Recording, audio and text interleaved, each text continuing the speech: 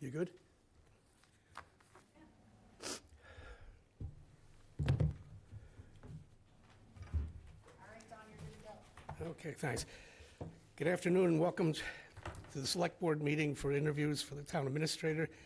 This is Saturday, January 10th, 2026. And before we start the meeting, I'd like to invite everyone to stand up and say the Pledge of Allegiance. I pledge allegiance to the flag of the United States of America and to the republic for which it stands, one nation, under God, indivisible, with liberty and justice for all. And before we start, I just want to make sure that I don't miss anybody either. I want to say this has been a long slog, and as is often the case with things, it's never one person that does anything. I am deeply appreciative of all the efforts that the screening committee put in. They did spend a lot of time investing in this. I am just as pleased with the efforts that Rick White had put in, that Tony Scavi's put in, and I'm thankful for all of the employee support. There's been a whole lot of things that had to happen to get us to this point, and everyone has done exactly what they should have, and probably more than most people would have expected. So I appreciate that. And then before we start the interviews, I want to also say that it's not about anybody losing or winning. Everybody that we interviewed is an outstanding person in their own way. Whoever it is that winds up winning is only going to be selected because they fit in the best with this town. But I can assure you that all these three people were excellent individuals, and I'm grateful that they took the time to come in and talk to everybody today. So with that, Mr. Kreidler is here as our first interviewee, and we're going to start off with a bunch of questions that we're going to go around. If we have time for more than two each, we will. And we're going to start off with Mr. Handler. Thank you, Mr. Chair. Thank you to the board. Thank you, Jim, for being here. Thank you. And I'll echo the sentiments of the chair. Thank you to everybody who got us to this point today. Jim. Could I, Yeah. I'm sorry to do this, but, Don't yell at me. No, Mr. Chair, I was just wondering, would you be okay with the candidates each giving themselves an introductory That's- notice to us prior That's to the what questions? in all deference, that's what I was hoping that they would do. It's a rough construct here. Each person that's going to come in is going to have the opportunity to say something broadly about themselves. We're going to actually ask the questions, and then at the very end, we're going to leave time for us to be able to say, is there anything we missed? You want to say anything further, and then make a closing statement. So if we could just allow him to make an introduccry statement and then get Absolutely. into it, will be great. Thanks, Absolutely. Pete. Thank you, Appreciate Mr. it. Chair. Thank you, Pete. Excellent. Thank you, Mr. Chairman and members of the board. And I'll echo what you said, Chairman Howell. The process from our side, or at least from my side here, has been very, very smooth, very informative. Rick has done a great job. Tony has been a great resource. I've spoken to a number of members of the town staff that have been very accommodating, very welcoming. So you should be really proud of the process that you've put together. It's been a very nice introduction. A little bit about me personally. My name is Jim Kreidler. I am a 33-year town manager or town administrator, all in Massachusetts. Married, 5 children, all grown, the youngest of which has lived the last 2 years here in Harwich as a member of Cape Harmony, the female a cappella group. They actually play in the community center on Friday nights. You should check them out. My wife and I, for the last 2 summers, have spent a lot of time in Harwich because Lydia has been here. And in that regard, this past fall, we started looking at real estate, just kind of a soft, introduction into the market. And then I found out about the opportunity for this position, and the timing seemed very fortuitous that an opportunity to work, in addition to potentially live in the community, was presenting itself. So it's in that regard that I applied for the position. I'm really impressed with the amount of time that I've spent to come to realize how dedicated, engaged, and informed people are in Harwich. You may be so close to it that you don't fully see it or fully appreciate it, but it's very uncommon. And I know it's supposed to be more common on the Cape, that it's more of an intimate and engaged populace. But even in places where I have been involved on Cape before, I've never quite seen the level of commitment that I've seen here with volunteers and members of the community, what they know, how engaged they are, how much more they want to know. And it's been really enjoyable, over the last couple of months to be witness to that. I think over 33 years, I've probably seen just about everything that I would imagine would possibly come up if I were selected to serve as your day-to-day agent. I'm confident that I have not only seen it, but succeeded at it.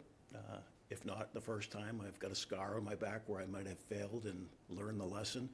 But I feel confident that if given the opportunity, I'd be able to do a really good job in communicating your policy vision down through the organization into implementation on behalf of the residents. So with that, I'd welcome any questions you have. You're up. Thank you, Mr. Chair. Thank you for that, Jim. First question. In your opinion, what are a few key characteristics or attributes of a relationship between a select board and a town administrator that would create an optimal environment for both to enjoy success? Begins and ends with trust. From trust, everything would bloom. Without trust, everything would wither. Once trust is established, I think it's imperative that you have a shared sense of what the roles and responsibilities of the parties are.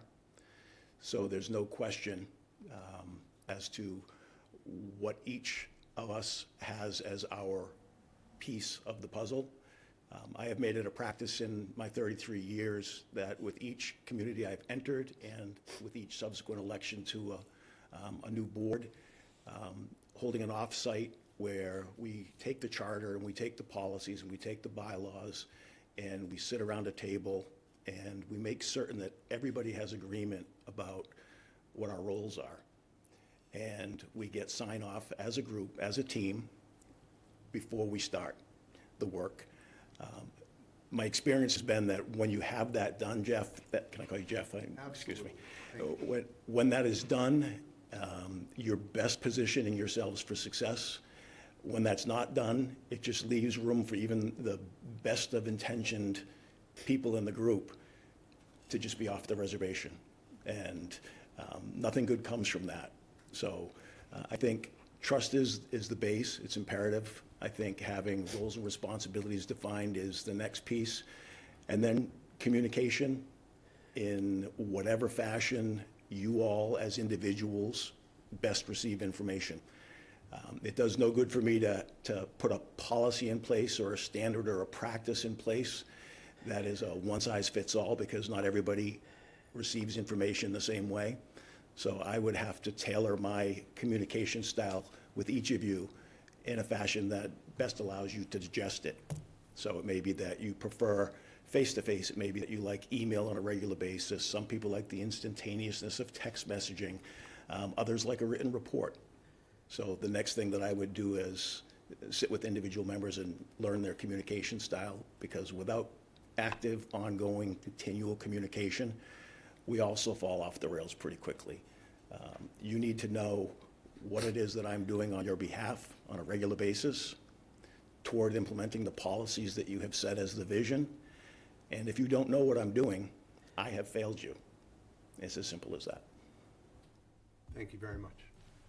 Okay. And I didn't mention this, but if anybody wants to riff off of whatever question that happened or some follow-up, that's perfectly fine too. But Mark, you're up. Can I jump into that, Yeah, please? sure. So Jim, you had mentioned about the offsites, right? Yeah. I'd like you to dig a little deeper on that. So how are they run? How are they handled? Sure. How are they constructed? How does that take place? Yep. You should have each received a copy of my 6-month entry plan document. It's, for those following along at home, it's this document, and you've also received it electronically, and it has exhibits attached each step along the way. One of the exhibits is a draft of what the process would likely yield in Harwich. So it takes The charter in Harwich as it currently exists, and I understand it may be subject to change with the Charter Commission pending, but it takes that document and it takes that dry, day-old toast kind of language and then expounds on it in terms of more practical application. So the way I have seen this in the past is we don't have, a neutral third party come in and moderate. It's just the board members, be it 5 members or 3, each, different community I've been has had different compositions of boards. We sit around the table and we just talk about it. We talk about, everybody's understanding before we even get to the document. What's your understanding of your role as a board, as an chief executive policy setting board? It may be that right out of the gate, there's consensus and everything aligns with the documents. It may be that you hear some things that are a little bit askew, and then you try to bring everything into focus and into conformance with the charter and the bylaws and the policies. It's very conversational, very informal, but very, very important. Excellent, thank you for that. Sure. Anyone else? All right, Mark? All right, thank you, Jim. It was a pleasure meeting you this morning, learning about you personally. Could you just elaborate a little bit on what your experience is with shared municipal services? And then more specifically, we have a regional school here. Sure. What is your view of shared responsibility with regional schools? Sure. And I don't know if you have any background on it, but the assessment formulas that kind of help with the cost sharing between the 2 towns. If you have any experience of that or any input, just to kind of share it with us. Certainly.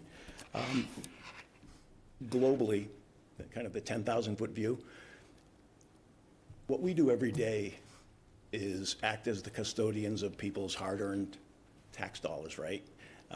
And in that obligation, it becomes, if we're not careful, if we're not mindful, it becomes pretty easy to fall into the trap of, all right, we have this many dollars to spend and we can raise, and Pete, I know I've listened to you on this issue, we can raise it by 2.5 as though that's an automatic, and then let's see what we can do with this money.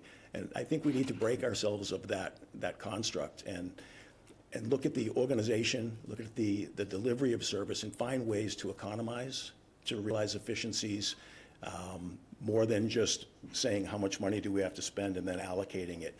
Toward that end, Mark, I think going and looking at ways we can do things regionally is imperative.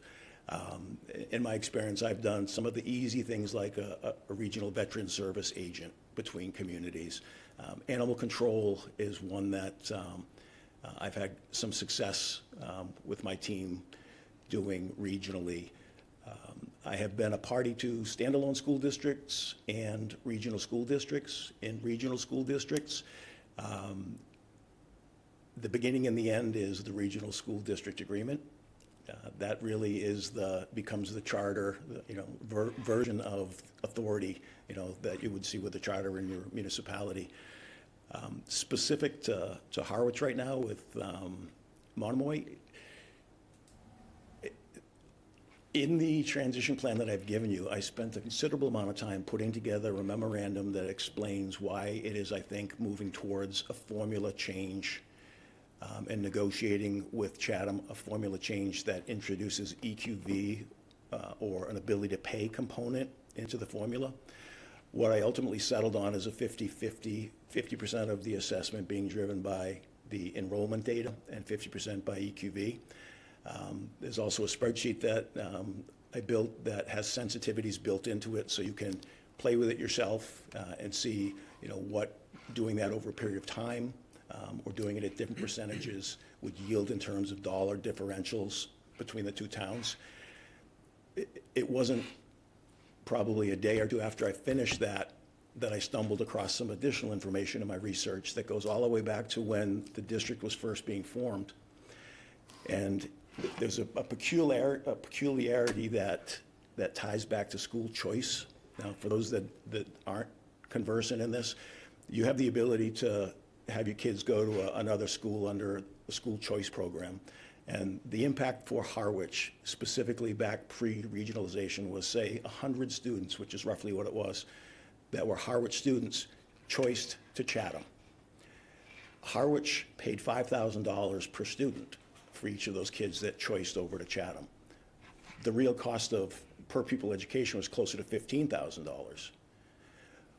When the math was being done and decisions were being made, it's not clear to me that there was a full appreciation at the time for the fact that once the two communities regionalized, Harwich was going to see those 100 kids that had been $5,000 all of a sudden become 100 kids at $15,000.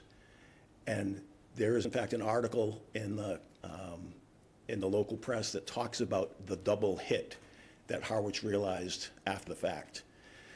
So I think it's interesting to go back to what people's understandings were in the very beginning. What was the reasonable assumption that people bought in terms of a split?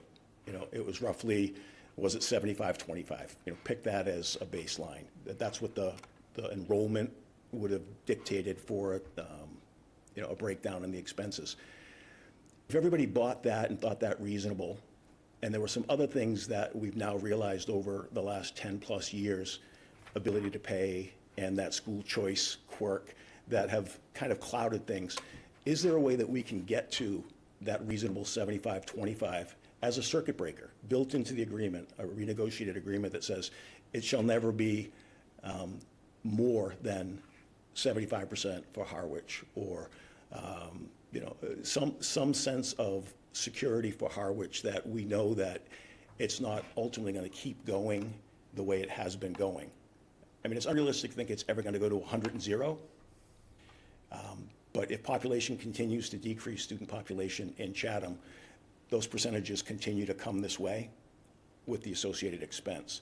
So if there's a way to just get people to step back enough to say, what did we all think was reasonable, 75-25, ignore all of the other noise and find a way to codify that as a circuit breaker, I think that'd be something I'd want to pursue. I have spoken with Jill Goldsmith, the town manager in Chatham, who I have a relationship with. I've known Jill for 25 years. Nothing specific about that plan that I just shared with you, but just generally, you know, letting her know that, you know, I'm in the neighborhood and in consideration, and that I'd look forward to being able to, bless you, and I'd look forward to being able to work with her on some of the issues that cross the two town lines. Follow-ups? Good, thank you. Me. You can always count on me for going sideways here. What's the difference between leadership and management? I'm sorry? What is the difference between leadership and management, if there really is one in your head? I have known managers that are not leaders. I've known leaders that are not managers. So specifically, leadership is the ability to inspire people to do things. Now, you can, as a manager, you can force people to do things. That's not leadership. The ideal situation would be to have the ability to inspire, either through your example, your track record, your willingness to roll up your sleeves and be a servant leader and be right in on the front lines when necessary. And in exercising that type of demonstrated leadership, you then have a very simple job of managing, because people are coming along with you willingly. I think the inverse is more problematic. If you're not a leader, if you don't serve by example, if you're not willing to do the work yourself, you can definitely manage people into doing things, into action, but they're not doing it as willingly and with as much appreciation. I think a great example recently in Harwich might be looking at Link, and looking at the leadership that the board employed with Link over the last 6 months, and seeing how pleased he has been, and how with that leadership, you're not managing him to do his job. He is wanting to do his job because he feels listened to and heard and appreciated. So I hope that's responsive. Yeah, no, certainly. Any follow-ups? If I could, Yeah, sure. With that said, are you a leader or a manager? And in your answer, why do you describe yourself as such? Okay. Obviously, I'm not going to tell you I'm not a leader. I think I'll show you how I've demonstrated that I've been a leader. I have been on the roof of a school building with a snow shovel when, several years ago, we had storms that put too much load on top of a roof and we had to act. A leader will do that, I would posit to you. I didn't just manage that issue. I led. I got out and I did the work. Similarly, I've been out at 3 a.m, halfway down a culvert, trying to get a stray cat out of, a drainage situation that he was trapped in with, 2 degrees below zero. Because I wouldn't ask the ACO to do it if I wasn't willing to do it myself. So I think I'm a very effective manager, but that's the easy part when you compare the two. But I think my actions have demonstrated my leadership. And I think the material that you have that I provided in some of the letters of reference would indicate as much. If I can follow up. And so, in this process, how do you, in your own, thought process, decipher between urgent and necessary? I'm sorry? Between urgent and necessary? Well, the first thing I would do, and it's referenced in my entry plan that I've given you, is talk to the subject matter experts, which is why I tried to get a jump start on the process by meeting with your department heads and the local chamber and the school superintendent to begin identifying what they already believe the conditions on the ground are. Because it's not effective or reasonable to expect that I'll be able to just airdrop in on day one and know the pulse. So what I would say, Pete, is it wouldn't be something I would expect or rely on my own eyes for. I would rely on the subject matter experts that have been in the trenches and on the ground and get report from them what they think is the most urgent thing that's needed. And once I have all that information, it's then left for me to juggle and judge which takes precedence. But that's my experience. That's what I've been doing for 33 years. Excellent, thank you, appreciate it. Follow-up? No? No, not time yet then. Follow-up?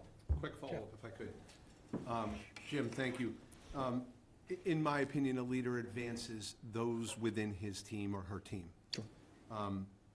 Would you have a day-to-day plan in place for the team that you interact with here in the town of Harwich so that they could see advancement in their careers here in Harwich? Yep. Thank you for that, Jeff. Again, in the document, you'll find a piece that talks about recruitment, retention, and growth. And it's always been my practice to grow people within the organization. I think I've shared with you, some of you at least, in the earlier discussion one-on-one, that there are a number of town administrator or town managers that have come up under my tree that are practicing in the Commonwealth right now. The one that I'm most proud of, as a side note, is my daughter. She's a town administrator in a town here in Massachusetts. I think if you're a town administrator and you are not empowering your people to grow, you're not providing them opportunity, it says an awful lot more about you and your weakness and insecurity than it does about anything else. I think if I'm ever in the situation where I fancy myself the smartest guy in the room, I need to hang it up.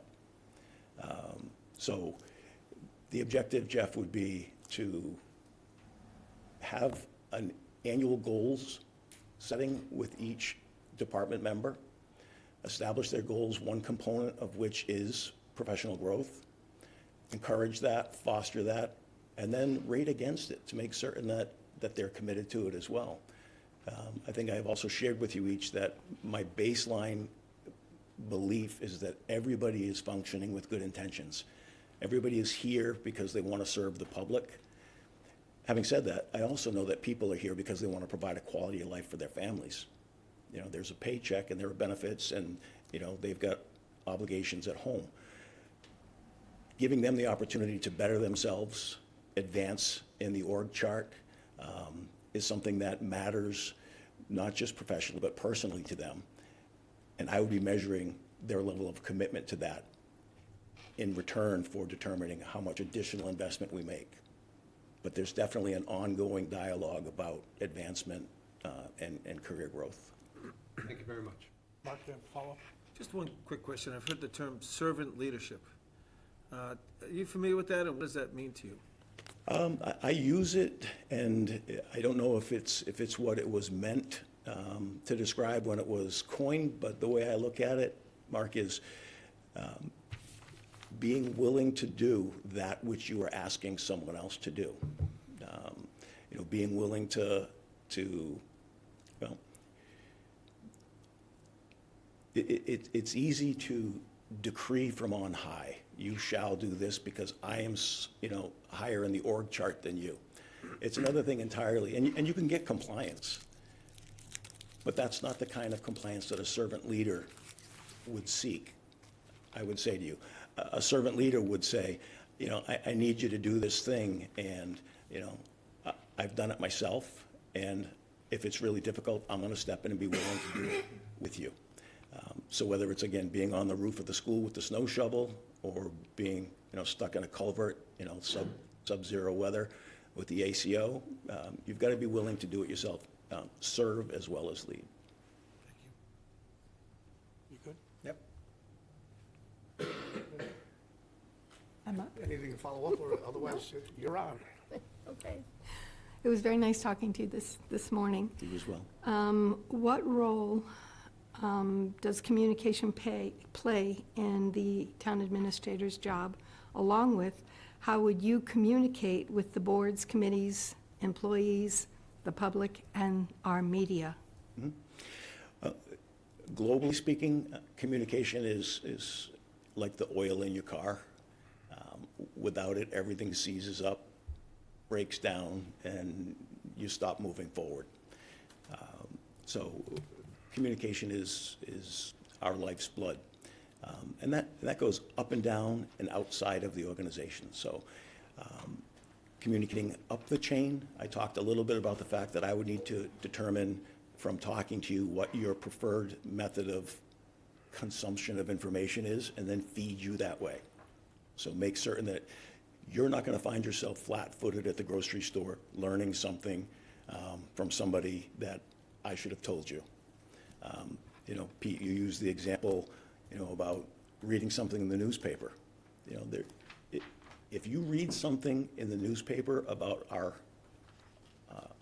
operations and haven't heard it from me first, there should be an executive session called and I should be dealt with. It's just inexcusable. And particularly today, communication is so easy because there's so many tools we have available to us to perform communication. So up the chain, communication is important, and it's varied depending on how you want to get your information. Down the organization, it's equally as important because you set the vision, and if that vision gets stuck with me because I've not communicated it through goals and objectives down through the organization, we're also broke.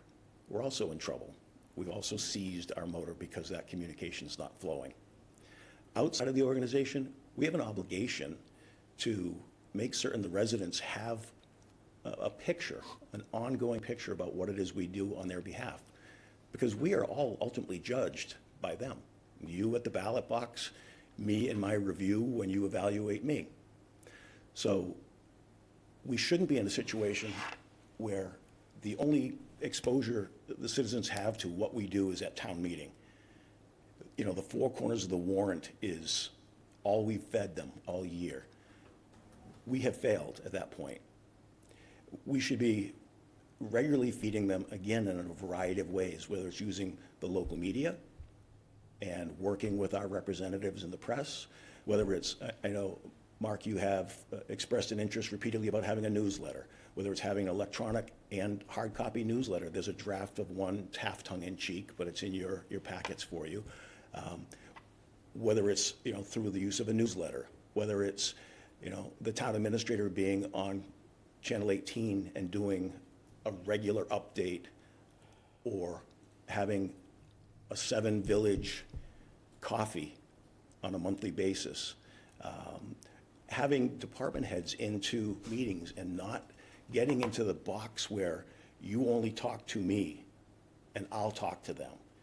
But again, going back to setting the roles and responsibilities and making certain we're all on the same page, recognizing that as individuals, you can't, through the charter in Harwich, reach into the organization and direct people, but you have an ability and you have a right to communicate.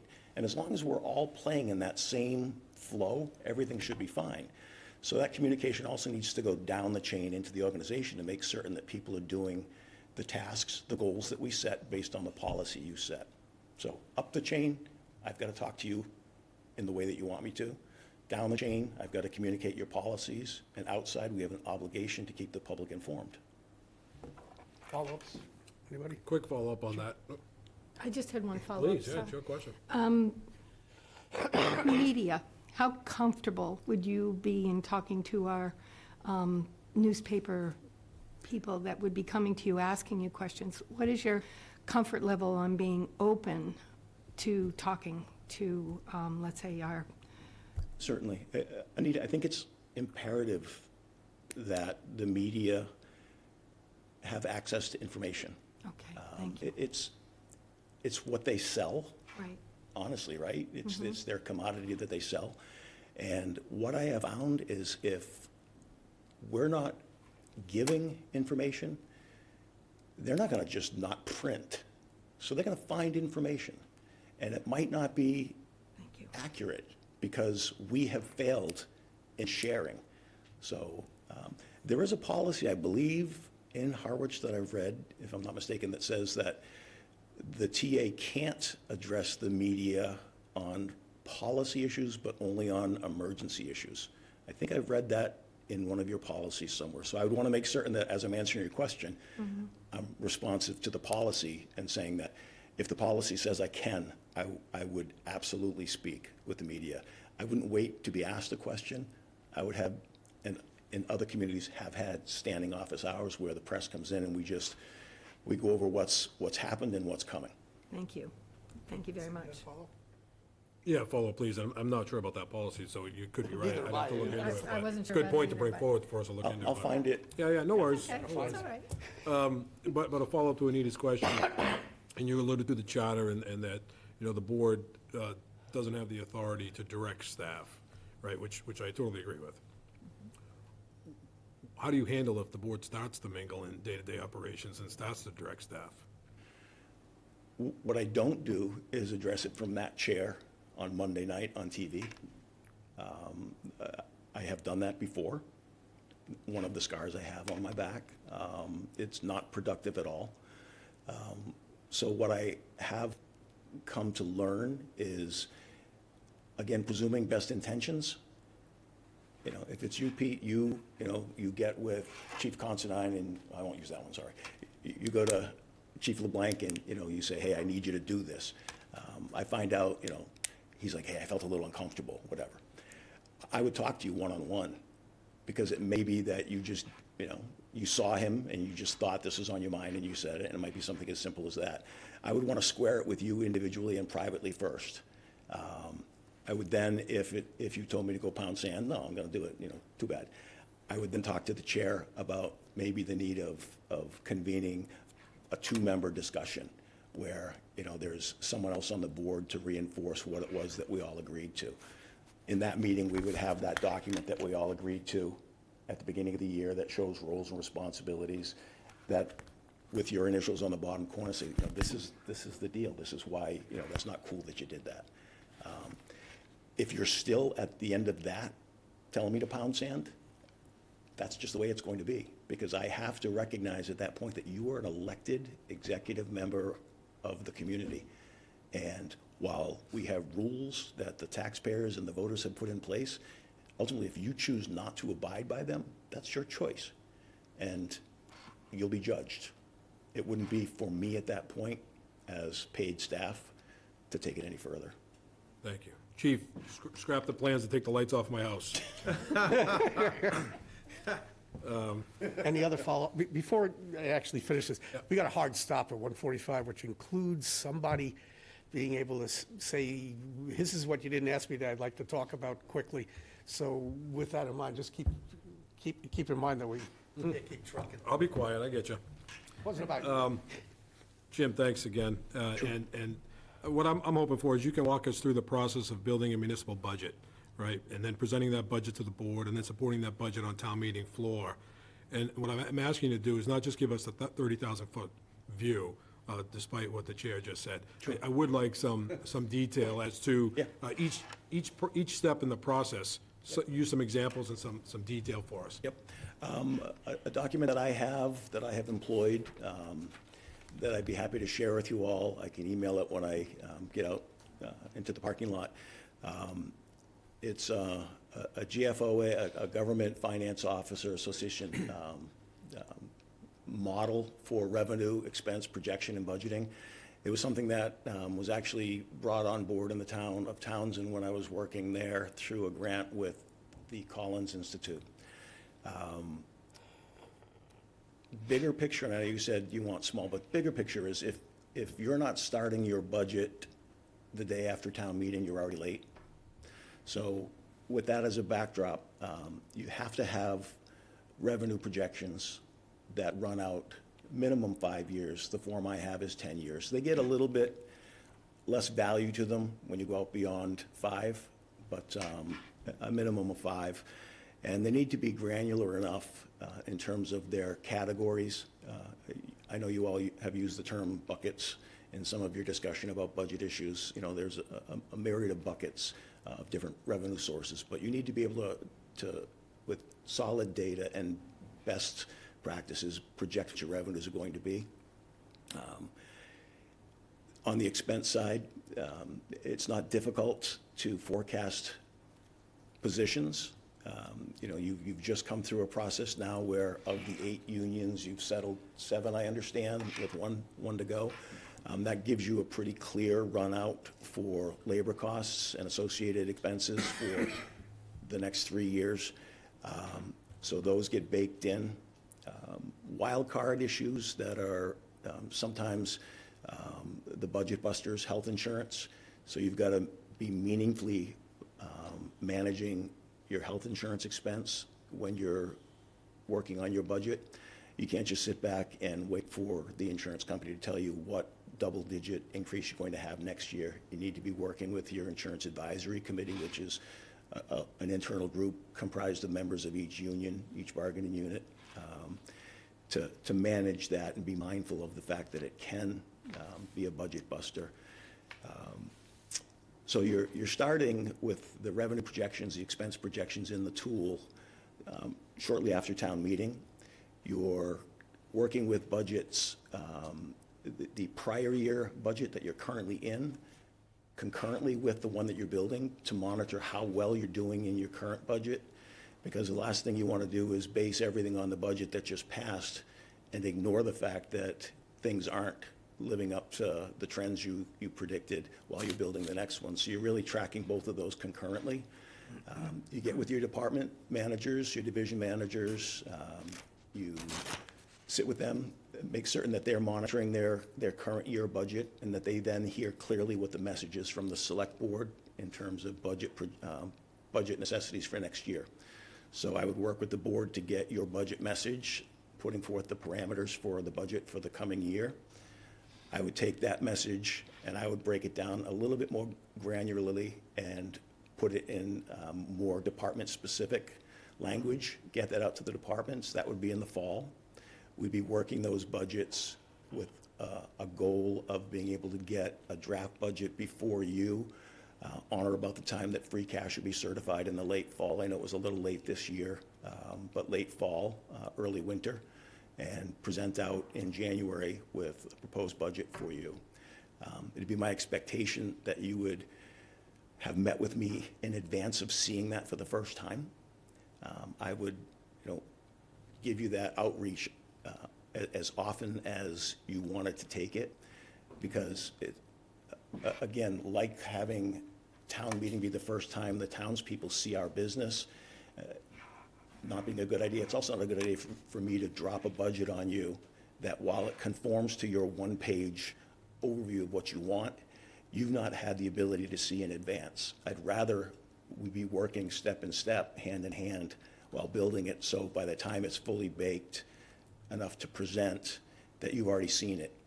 And any questions you might have, I've been able to address. Any things that need to be tweaked, I've been able to tweak to the extent that they can be, and I can articulate how they can, or I can articulate why they shouldn't.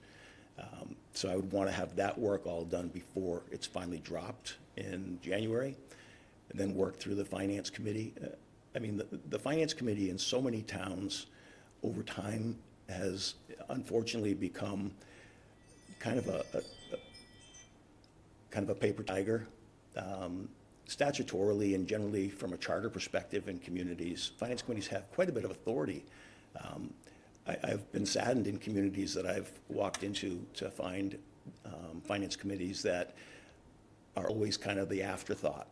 You know, they get the budget late in the game after things are so, you know, cooked, and the ink is so dry that it's been, you know, rendered relatively meaningless that they even see it.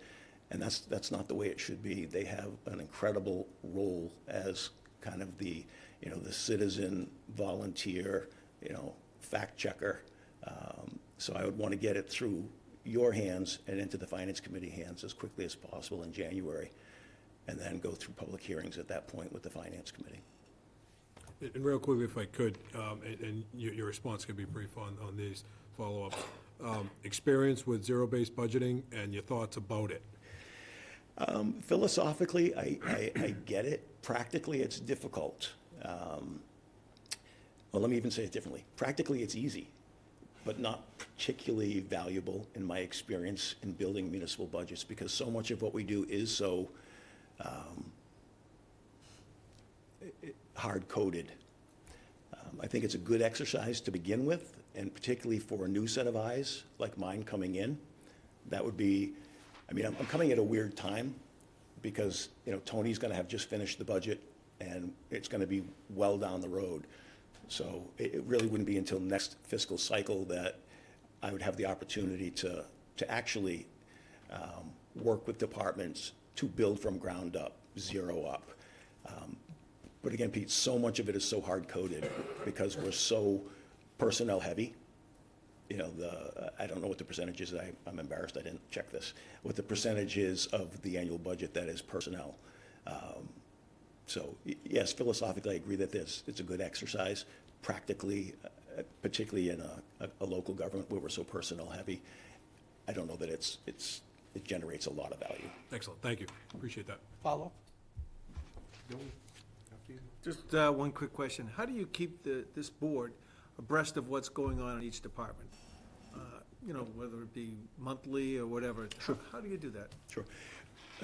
Regular communication, again, in whichever way it is that you tell me you want it. So as I've had board members, that again, that like to hear, you know, a couple things a day as they're happening. God bless them. If that's what you want, that's what you'll get. I've had others, I talked to Pete about this, I've had another member that wanted to get a written report and have a conversation 5 minutes before the board meeting, and that was sufficient for that person. So again, Mark, whatever individual members want, but again, it goes back to the fact if I am not keeping you informed, I'm not performing. You know, it's that. It's as simple as that. I would expect that one of the evaluation criteria in my annual review would be communication and keeping the board informed, and I'd expect to be rated on that. And over 33 years, I can't think of a time that I have been rated badly on that one criteria. Thank you, Jim. Thank you, Mr. Chair. The next town administrator will step into this position at an extremely busy time and without an assistant town administrator. I will add that we have 2 5-star administrative assistants Amen. right down the hall here who have done an incredible job in this time. Our current momentum must continue. What specific qualities and skills do you possess to address those specific circumstances? And essentially, what would be your process? Sure. Starting day one? Yep. I hate continuing to refer back to the entry plan, but that's addressed in my entry plan. Within the first 30 days would be scoping out that job description, making certain that the board and I are aligned on what that job description looks like. I think one of the things that you did that was valuable in not filling it, because I did watch that discussion on some of your meetings, you don't know who is going to be in the TA chair and what their particular strengths and weaknesses are in their skill sets. So you definitely want to find an ATA that is complementary, so you have, the gears that mesh. So I think that was a good decision you made. It does have the downside that we are naked right now in that position. So I would get that advertised as quickly as possible, first thing. I think that recognizing that the two employees in the office right now have been performing above and beyond what would reasonably be expected of them is something that needs to be kept in mind first and foremost and appreciated. Ultimately, Jeff, the work needs to be done.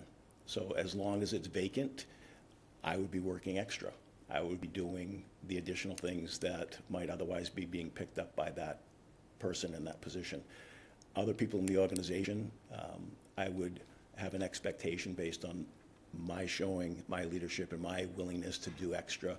I would also hope would be able to step up and do extra. I know it's happening now, so I don't have any reason to believe that it wouldn't continue to happen. But until that seat is filled, that would be the hope and the expectation that everybody on the team pitches in. Thank you. Follow-ups? Not at this time. Good. Okay, great. Mark? Okay, Jeff, how do you view the possibilities of economic development here in Harwich? And do you have much experience? A lot of this economic development, if it was to occur, will incur, for lack of a better word, infrastructure improvements. We've had several traffic studies on Ann Road, so kind of a two-pronged question. Yeah. How do you view the possibilities of economic development? And if we do that in certain areas, how do you handle the infrastructure improvements? Sure. One of the things we've not talked about yet that I don't want to leave the table without having addressed is the fact that the timing coming into this opportunity is extraordinary because the local comprehensive plan is just been finalized and is going to town meeting. And a lot of my 6-month entry plan was built with the presumption that that plan will be adopted at town meeting. It may not be.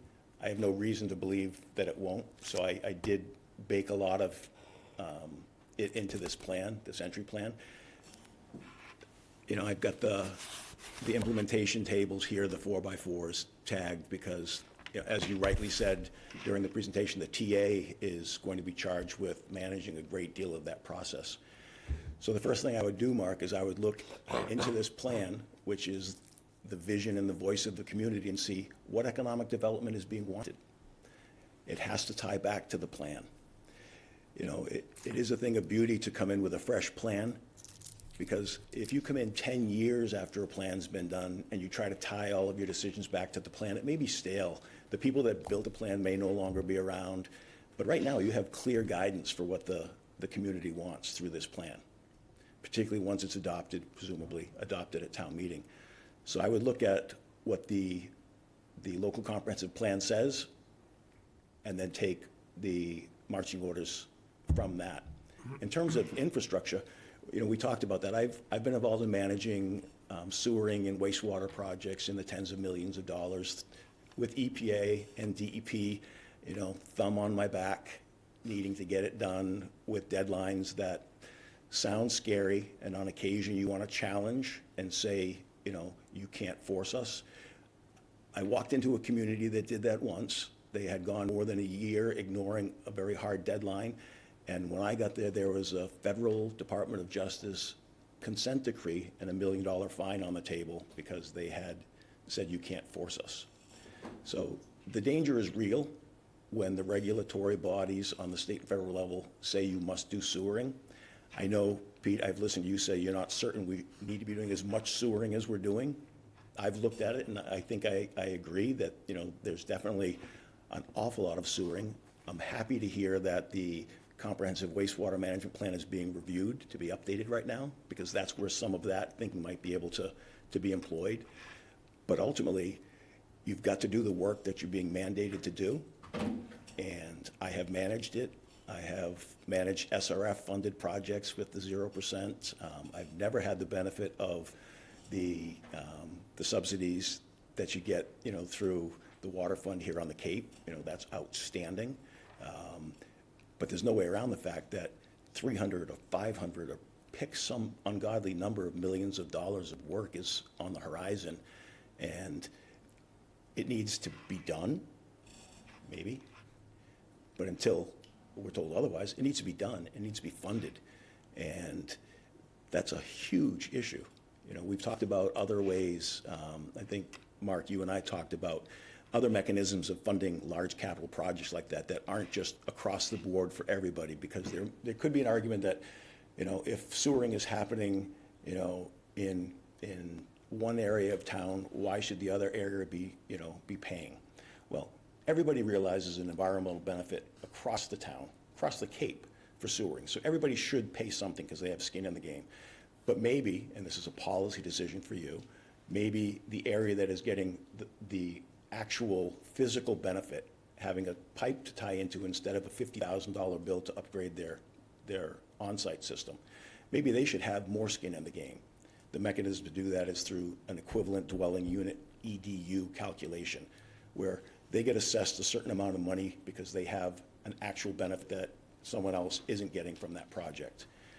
It goes on their tax bill, they can pay it over time. It transfers in transfer of ownership, it stays there until it's paid. So there are a number of different ways of paying these, but ultimately I have been involved. I have done it through straight debt exclusion. I've had it attempted to be done on a small scale inside the operating budget, which is never a great idea to try to do because it chokes everything else. And I've done it through EDUs. Thank you. Follow-ups? Just real briefly, we don't need to spend time on this, but you intrigued me with the EDU piece, right? Yeah. So I assume in these scenarios that you've had in the past, the impacted area, they don't get any more weight on the vote at town meeting or in the ballot box, right? Nope. So, So they generally get it tucked to them. yeah, so, That's what you're going, right? Yeah. Yeah. I mean, again, if you start with the presumption, again, that everybody's in it for the right reason, at a town meeting, there's no better expression than the social compact, than all of us sitting in a room and saying we're gonna pool our resources for the greater good. So you would hope that that same kind of spirit exists, but ultimately, you're right. There could be a larger number of voters in the room than those in the impacted area, and that expense gets shifted. The mechanics of it, they can range from, a single-family home is one EDU, a two-family is two EDUs, a business is, the amount of flow that they use, using a Title V formula converted to bedrooms. There's a number of different ways to do it. So it's not the whole nut has to go there, but it's just another way of trying to get as much done as you can in a way that impacts as few as possible. thank you. Okay, we're going high order again. What strategies would you employ to assure access, not just by the select board members, but top management, employees, and the public to information? Particularly access. Sure. I mean,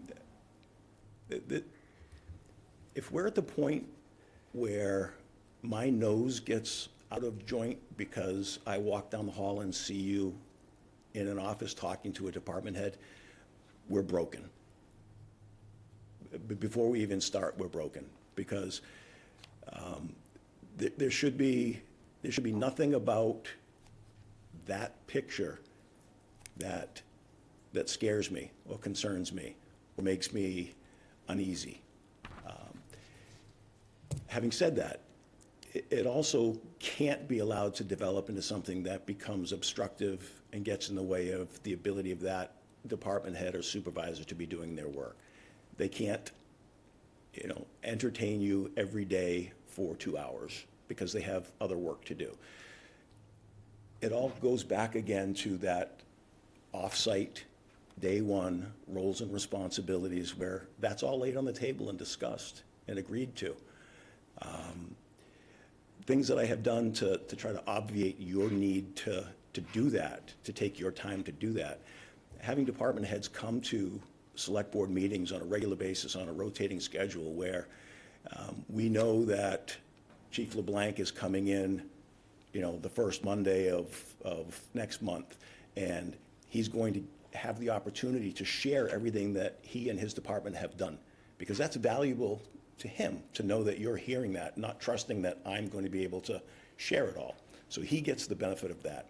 You get the benefit of hearing that all directly from him, not filtered through me. The public gets to hear that. So again, back to the issue of not allowing us to get to the point that they only hear about what the government's doing during town meeting. They get to hear on a regular basis what the chief's been up to, what his needs are, what the run count's like.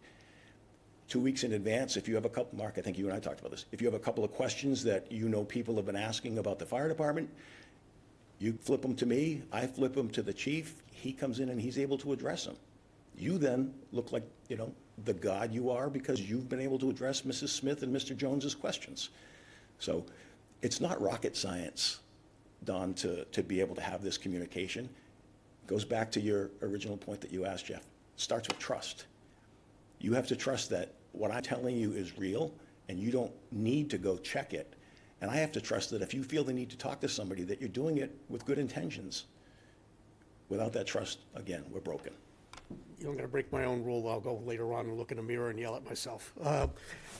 What I really am gaining at is kind of a two-part thing. There's only so many hours in a day, but how do people gain access to you particularly? But even on a board level, I have a really strong feeling that there's 5 of us, and even if there's 1 or 2 of us that the rest of the board doesn't agree with, you got to figure out some way to be able to have everybody be able to gain access to you, to talk to you, and then subordinate to that, the public and other people.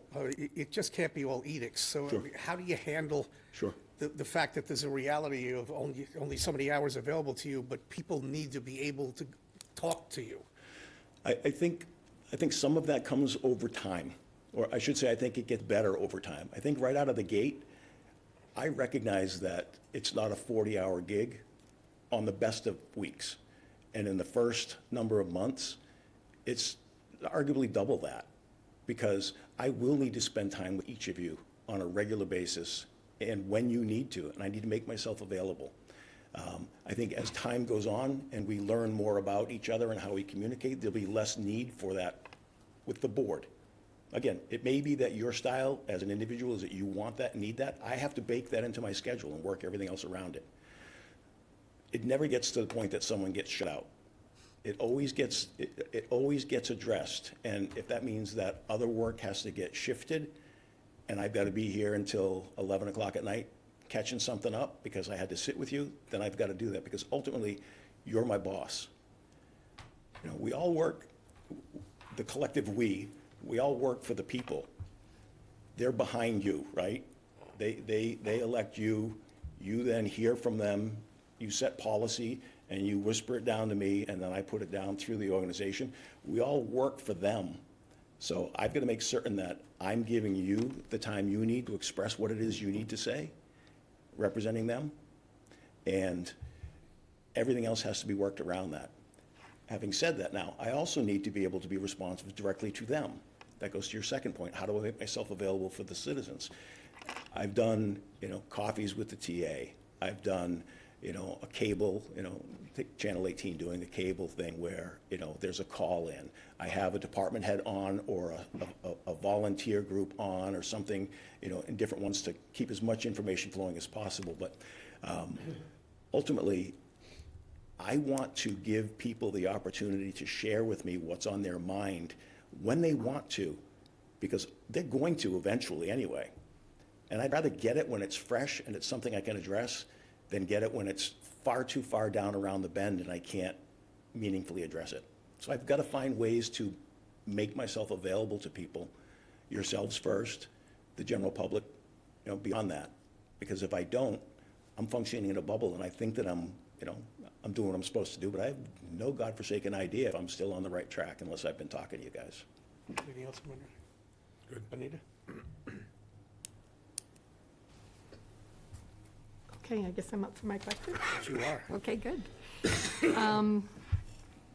How would you motivate town employees to perform their day-to-day operations for their departments? And adding on to that, how do you think you can build morale within our town government?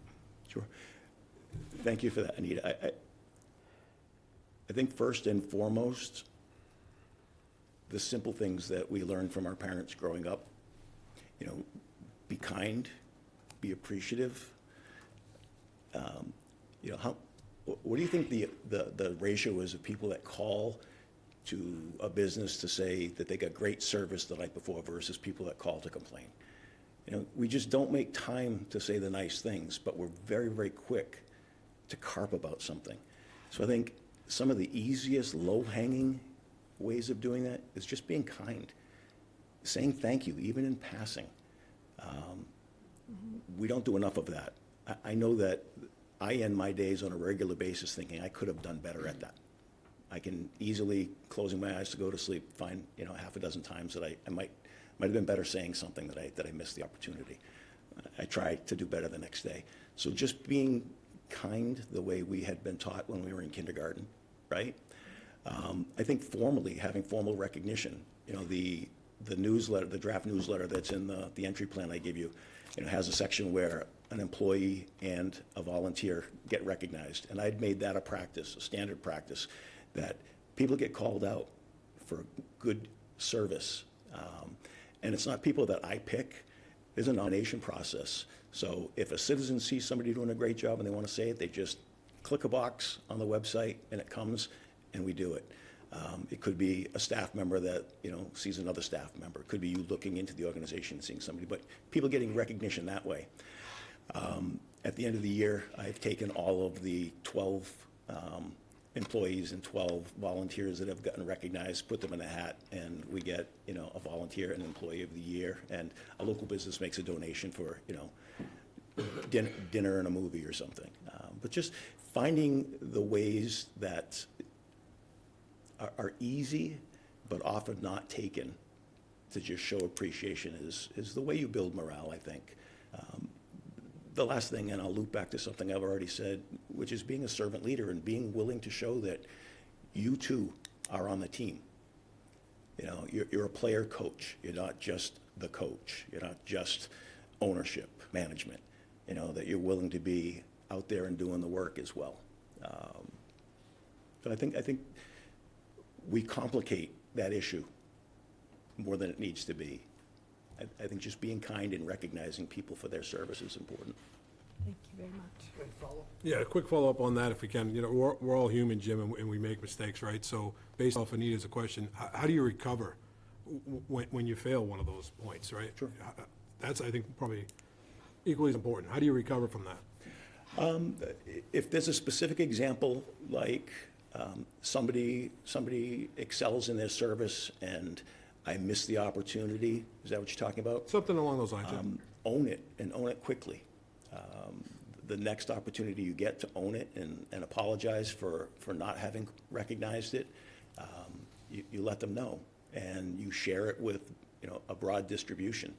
You know, there are videos online where you'll see me at meetings doing just that, Pete, where, you know, we'll be coming off a town meeting and I'll have, you know, gone through the, you know, like my Oscar acceptance speech, you know, thanking everybody, and somebody, I obviously blow it and I miss.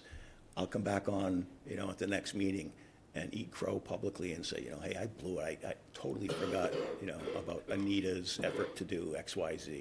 But I think if you realize you've made the mistake and you don't correct it, you know, you've done more damage than obviously having missed it the first time. Excellent, thank you. Any follow-up? You're on. All right. Again, looking more of a granular response as opposed to a global response, but in the interest of time, Yeah. not too granular.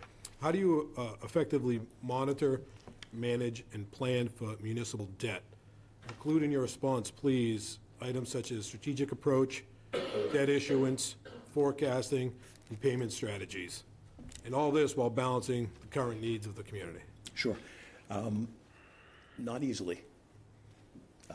I had the ability to watch when Jennifer made her fiscal '25 recap presentation to you, and I was interested to hear you, nearly to a one of you, suggest an interest in seeing the gray area added to the debt exclusion authorized but not yet acted on. Because that obviously is a huge piece of information for people to have access to and to understand. As much as I instantly appreciate it, I also instantly felt badly for Jennifer, because that's a difficult thing to do, to show graphically. You have this, I'll do it your way, you have this, maybe this way. You have this bar going up showing, what the debt's gonna be and dropping off, and a couple pieces drop and then some more. But it's only giving you that, what's actually been borrowed, and not this other whole thing that's sitting there. So how do you demonstrate that visually? Because people like to see that visually. It's easier to digest. You have this other bucket of credit card receipts that, they're not actually receipts. That's a bad example. You've got this other debt that's been obligated but not yet used. Do you create an opportunity, and she and I talked about this just this week, the opportunity to be able to graphically reach into that bucket and plunk it down anywhere along that continuum and hit run and see what it does? So people can actually, well, what happened if the town did all of it 2 years from now? What does that do? The scariest, type of look. I think having a debt schedule that runs out long enough to be able to see when debt drops off and plug things in as it drops off. So instead of having, this, you have that kind of steady, that steady run the whole way is optimal. But at some point, you're not going to have that opportunity to bleed things in over time because you have so much coming. If you've got $300 million worth of sewering that needs to be done over the next 20 years, that's going to hit, and some of it's going to hit necessarily quicker than you might otherwise want to if you had ultimate control. So you've got to find ways of either alternate funding mechanisms, whether it's using EDUs versus straight debt exclusion, other grant programs. So, there is a great deal of clout that the Cape has on this issue. I know Julian was talking about it in his last visit before the board about working toward additional grant funding for Cape communities that are being mandated to do the sewering. So finding other ways that aren't just, hey, we have no choice, we're going to have to hit the taxpayer. It's not a great answer, Pete, because there really is no great answer. It's you either control the amount of sewering, control the timing within which it needs to be done, change the funding mechanisms, or bring additional revenue in. Those are really the variables that you've got to play with. Excellent, appreciate that. Follow-ups? All right, this is the exciting part. You can either answer a question that we didn't ask you, or you can use the opportunity to sum up what it is that you think is important for us to say that you're the guy. Sure. I'll be brief. I would love the opportunity to work for you. I think it's an exciting time in Harwich right now, particularly with the local comprehensive plan. As I stated a bit ago, it's rare to find an opportunity for this job concurrent with a new plan, a new vision being put on the table. We haven't talked about things like, form-based zoning. Some of that's in here. It's exciting stuff. Not a lot of folks are doing it, but it's really interesting. Some of the visioning work that Duncan did that I read, he presented at one of your meetings recently. There's exciting things that can be done in Harwich right now. There's some scary things. Obviously, the sewering, that's scary stuff. Having said that, it's also generationally impactful stuff that's necessary because it's about water. So much of what we do, so much of what this town is about stems back to, ties into water, whether it's the simple, we need clean water, simple, we need to protect the aquifer and have groundwater, but you also have, the herring run, you also have the beaches, you have the ponds, this town is an extraordinary place. I came before sunup this morning. I've been in town for a couple days, but before sunup this morning, I came in and I was over at Bell's Neck on the wooden bridge, just watching the sun come up in the sky and looking at the fog and the mist in the marsh. And it's an extraordinary place. And then I scooted, down to the Red River Beach and hung out there for a little bit. And then I went up to Long Pond. And I mean, when people like me are looking for jobs, they look for fit. They look for a community they'd feel really, really comfortable and happy serving. And you look for, do I want a place that's artsy and, restaurants and clubs and bars and, shops? And do I want conservation land? Or do I want the ocean? Or, no, I like hiking. I mean, the seven wonders of the world have nothing on the seven villages of Harwich. Because you have all of those communities here in this one community. Each of those types of a town that you could be the town administrator or town manager in are here in each of the villages. And it's really exciting. And I know sometimes when you're living it, you're so close to it, you don't have as much an appreciation for it as a fresh set of eyes. But I think my fresh set of eyes, with my 33 years of experience in Massachusetts in this job, having made mistakes, which I have, but on someone else's dime, would be a great fit for you. I think that we'd be able to do really, really cool things together, implement this plan, work the heck out of this plan, really do some really good things, generationally impactful things for the town, for your kids and your kids' kids. In closing, I have secured a lease to live here in town. I wouldn't consider, if offered the position, I wouldn't consider taking it if I didn't live in town. So I do have a lease. I have a deposit down. It's refundable. But I have a place here in town. My wife and I would begin planfully looking at real estate. But I'd be able to hit the ground running for you. And my current obligation in the private sector is only a 2-week notice. So I'd be able to really hit the ground running and quickly. I would hope that the 6-month transition plan shows you what that 6-month map would look like, that I'd be able to start as soon as February. So I'm going to take a leap here and say something on behalf of the board, mention everybody who got us here earlier. Profoundly grateful to everybody, and because they're not going to be in the same room at the same time, I'm going to say it to each of you. You obviously spent an awful lot of time trying to figure out what the town's like and whether it aligns with your values and whether we'll get something from you that we want. So I appreciate all that effort, too. No, I think I appreciate that. I wouldn't do it any other way. Thanks for coming in. Excellent. Thanks, folks. Thanks, Jim, appreciate it. We have great sunsets, too, if you want to hang out. I have had the sunburns to prove that I know that. Yeah.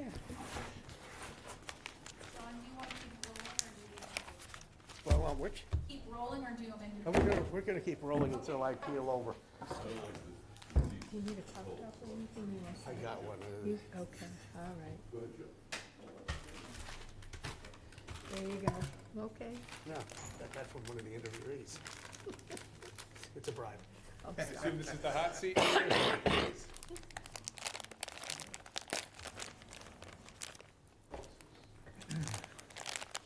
going to keep the same order? Yeah, and some questions. I've jotted them down, and I get what everybody's doing.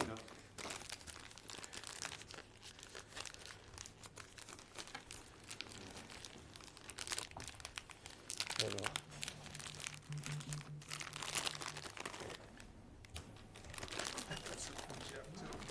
All right.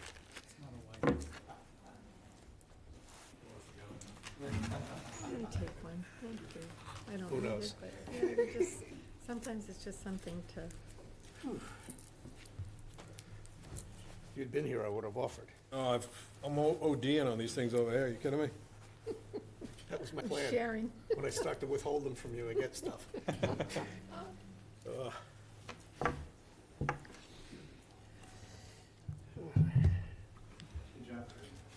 closer. Oh, you trying to get me to look over there? I'm averse to pictures, so I'll, All right.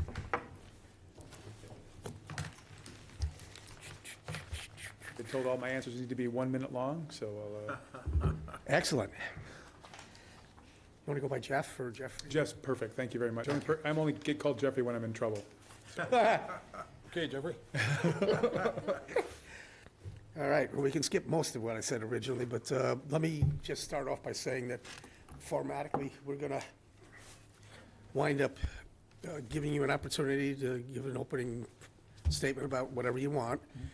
Then each of us is going to have the opportunity to give the same exact questions that we posed before in the same order. We can follow up on those. And when we get done, we're going to wind up giving you an opportunity to say either something that we didn't ask that you want to answer, or some sort of summation that you would like to be able to present to us to close out what it is you want to say. All right. So with that, we're going to start with Jeff.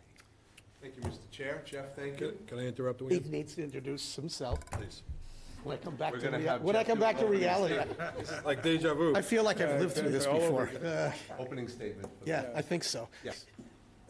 Well, good afternoon. It's good seeing you all again. Thank you. I'm Jeff Gorman, a very excited candidate for the town administrator job in Harwich. I don't take this opportunity lightly.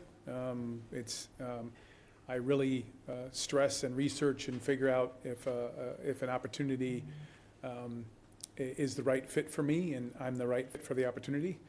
And I think that as I continue my research and after our discussions this morning, I continue to be excited for what I can bring to Harwich and what Harwich can bring for me. The timing of this is very exciting because it doesn't happen very often that the job you're in is coming to its natural contractual conclusion, and a job that you think is exciting and a good fit for you comes up, and that's what happened with Harwich. I'm also going from a position right now where I believe that I've grown tremendously over the last 3 years, completed tremendous amounts of projects, which we can talk about ad nauseum at your leisure. And I think this is a perfect time for me to move into another job where I can continue to grow, and what I'm really looking forward is my forever job. I'd like to, as you can see from my resume, I spent 27 years in the military, not because it was easy, but because I like stability. So that's me in a quick nutshell about why I'm here, and I'm open and ready for any of your questions and any other details you need. Now you're on. Thank you, Mr. Chair. And thanks again, Jeff, for being here. Jeff, in your opinion, what are a few key characteristics or attributes of a relationship between a select board and a town administrator that would create an optimal environment for both to enjoy success? I think to make it as simple as possible, and I know this is maybe cliche because you're going to hear it 3 times, but my job is to provide the select board the information that they need in a detailed, non-political, open, transparent fashion that allows them to make the decisions that they need to make for the best strategic plans and processes for the town of Harwich. How you do that is a little bit more detailed. I think I've talked before about being the senior man with a secret. I will never be the senior man with a secret. Communication is very, very important. Bad news does not get better like wine.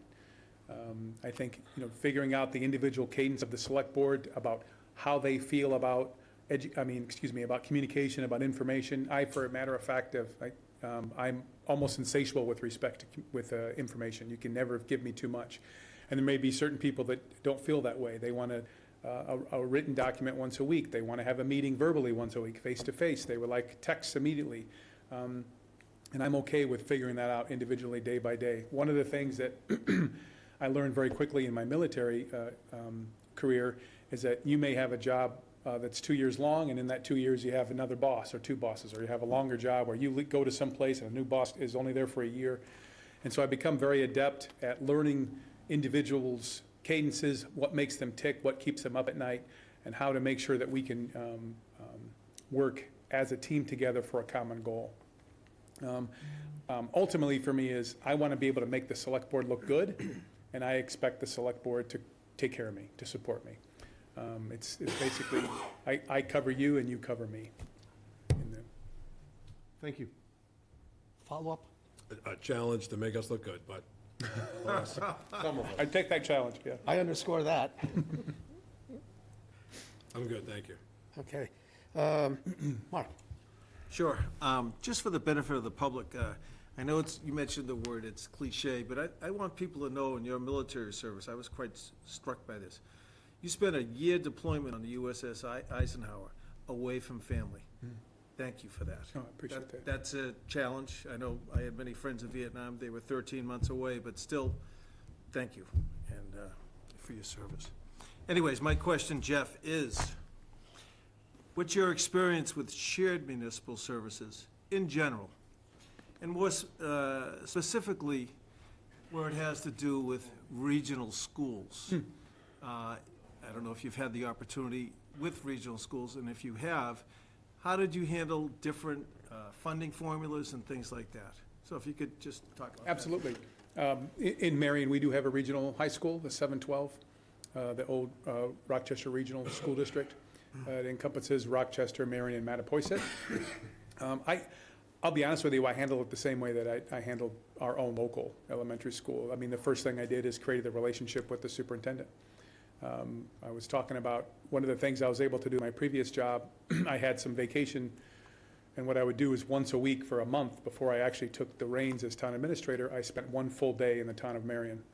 And I not only met people and tried to get my feet wet and try to get things spinning really good so that the first day I wasn't overwhelmed, but one of the first things I did the first 2 weeks is meet as many of the players I could, including the superintendent, the chair of the select board, et cetera. I'm sorry, the chair of the school committee, et cetera. And the first thing I talked to the superintendent about is just an open dialogue about what his concerns were previously about where there were breakdowns in communication. What can I do to assist with the select board school committee relationship? And as a matter of fact, there's 3 school committees in ORR. There's a joint school committee, there's a regional school committee, and then there's, of course, the elementary school committee. And, you know, I really wanted to know what behind the curtain with him, what has caused you concerns in the past? What are things that make your job much more difficult that I can assist with respect to the select board? It could be the FinCom, which is another finance committee, excuse me, you know, another organization that has a lot of fingers and a lot of pies around the ORR. And that open communication assisted me with setting up my initial plans. And we created a pretty good relationship over the last 3 years where anytime, anything he thought that would have a touch point within the town, he called me on the phone. And I would do the same thing for him. And I found that amazing because I knew about 99% of the issues or good things before anyone else knew about them. And I was able to inform the board as well as present any kind of options to the board if it was maybe a bad thing where we need to put out a press release or something, we need to get ahead of it. So that's what I would say is my first choice. And then I'm also not above spending time with the elected boards. I think that would actually part of my 90-day program is meeting with boards and committees, not just members, not just employees of the town, and that includes the school committees, just to introduce myself, perhaps have an informal meeting with the chair and do the same kind of questions I had with the superintendent. What issues have you had in the past? What things work with respect to making sure the communication lines and we're all moving at the same place to make sure the kiddos get the appropriate education, that we don't have runaway budgets, and that there's no surprises. You know, we talk about everything and it looks great, and you put out a budget memo, and then you get the budget, and it's 6.9% increase, right? You know, we were able to talk about that stuff well before you saw it on paper. Just a follow-up question. Are your regional school assessment, is it based on student enrollment from each town? It's a weighted student enrollment over, I believe, 3 years. Yeah. Thank you, Mr. Chair. Any follow-up? All right, you can count on me for going sideways. This is a hierarchical question. How would you describe the difference between leadership and management if you think there is one? I do think there is one. The definition I always used is that people follow managers because they're told, and people follow leaders because they want to. And I think that you can be a manager without being a leader, but you can't be a leader without being a manager.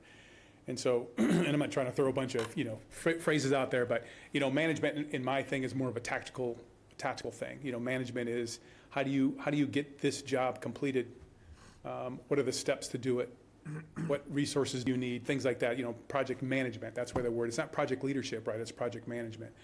The leadership aspect of it is when that goes sideways, or when you have to ask someone to go above and beyond the call of duty or what's necessarily within their job purview, or maybe they have to add a little bit of extra time in the day to get something done. Do they have to be forced to do it, or do they do it automatically because they understand that that the leader has presented the whole project correctly, and that everyone knows that we're all going down the same path to the final goal? Follow-up? Yeah, if I could jump in. So with that understanding, do you define yourself as a leader or a manager or both? Oh, I define myself as both. And why? I think I've spent a lot of time in the last, I don't want to say how long, but in my adult career, really refining my experiences and being very introspective of the mistakes or the shortcomings that I've had with respect to dealing with people and projects. And although I can truly attest that just because I got a commission and became a naval officer many moons ago, I was not a leader. I was given the opportunity to learn how to be a leader. There are natural leaders. There are people that are extraordinarily charismatic. I've had to work at it. I've had to look at the way that I approached a project or a person or an issue, a personnel fault, even my own internal weaknesses or strengths, how you approach those, and every time you look at them, you kind of say, wow, hindsight, 2020, how could I have done that differently? How could I have done that better? And I really have noticed that the length of time that it takes me to figure out how to respond to an issue or a complaint or a problem is much, much shorter than it was in 1996 when I first started this. Two more quick follow-ups if I could, and you just alluded to one that I wasn't planning, but can you highlight to us what you perceive to be one of your strengths and one of your weaknesses? Or sure. areas of opportunity? The hardest question in the world. Weakness for me is easy. I take things personally. It's something that I've worked on for many, many years, taking things home from work and taking them personally, especially because, one of my strengths is I'm extremely hardworking and professional. I really understand what it needs to make an organization work and move, and part of that is checking things off the box, and I like to get that kind of stuff done. I like team collaborative problem solving. But when you get to a point, for example, when you spend a lot of time on a project and you get a tremendous amount of pushback, for example, on that project, it's easy for me to take it personal. What I've seen is the same thing I was talking about growing myself into being a better leader, is that how I was able to approach that kind of personal vein when I first became, my very beginning of my leadership years in the late 90s until now is much different. Yes, you feel the initial kind of pang, the ego hit that your project is not 100% accepted the way you think it should be. And then I can almost immediately shed that and start thinking about the good questions are, okay, why? Why? And then you can reach out to other people. Maybe it's a resident that you don't know, you've never dealt with before, and you get some mentorship from the board who has history with this person. Maybe you didn't do enough time with the subject matter expertise that you're surrounded by so that they could ask those questions to you, and you've missed a couple of important steps. I don't have an issue with calling my baby ugly, right? Just because a plan is not my plan doesn't make it a bad plan. I'd rather have a plan and collaboratively get that done together so that we don't have a bunch of pushback and we have stakeholder engagement, as opposed to going ahead and going back to, taking plan A and then going back to plan B. You're not going to get me go down the rabbit hole of ugly baby. However, in your role, in your leadership role, how do you distinguish between urgent and necessary? Ooh, that's an interesting question. Well, I think necessary is, He comes up with good questions. yeah, that's a great question. So does I think Google. for me, I think me initially as being put on the spot, I think it would be more of a time frame thing for me initially. I think there's some other definitions you could use to make, put some more layers on it, but Urgent for me would be something that if you don't act on it quickly within a timely manner, I mean, there's also levels of urgency, right? Maybe it's, I need to act on this right now, I need to drop everything I'm doing, because the solution and the problem need to be addressed immediately. Let's say it's a personnel issue that could have a tremendous risk, a litigation risk to the town. Maybe it's an employee that got hurt.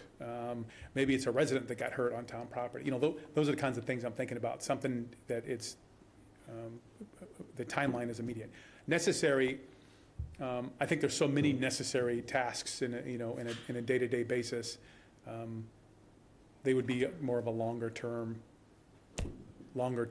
thing where maybe there could be an annual cyclical thing, which I kind of break down things into tactical, intermediate, and strategic. So tactical is within the next month, intermediate's within the next year, and strategic, we're talking like 3 to 5 years.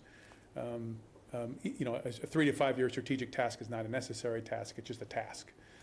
I would say something that's in the 30-day, 90-day period is a necessary task that you have to get done. And also, I will back up a little bit, that if the select board determines that a task is urgent, it's an urgent task for me. It doesn't make any difference what the timeline is or what the task is. Same thing with a necessary task. I may come, just like I talked about with the leadership issue, I may come with a template of a response to a question that you asked me, and I give it to you, and you have something in there that I missed that's it's urgent. Well, then it's urgent to me. It doesn't make any difference what the timeline is, and I would treat it as such. Thank you, appreciate Yes, it. sir. Any other follow-ups? Jeff? Thank you, Mr. Chair. Pete, please remind me to ask you your. You don't want to know. You don't want to know. You don't want to know. All right, Jeff, thank you. In my opinion, and in addition to everything you said regarding leadership, for me, a leader is somebody who advances the people around them. It's part of the fabric of how they lead.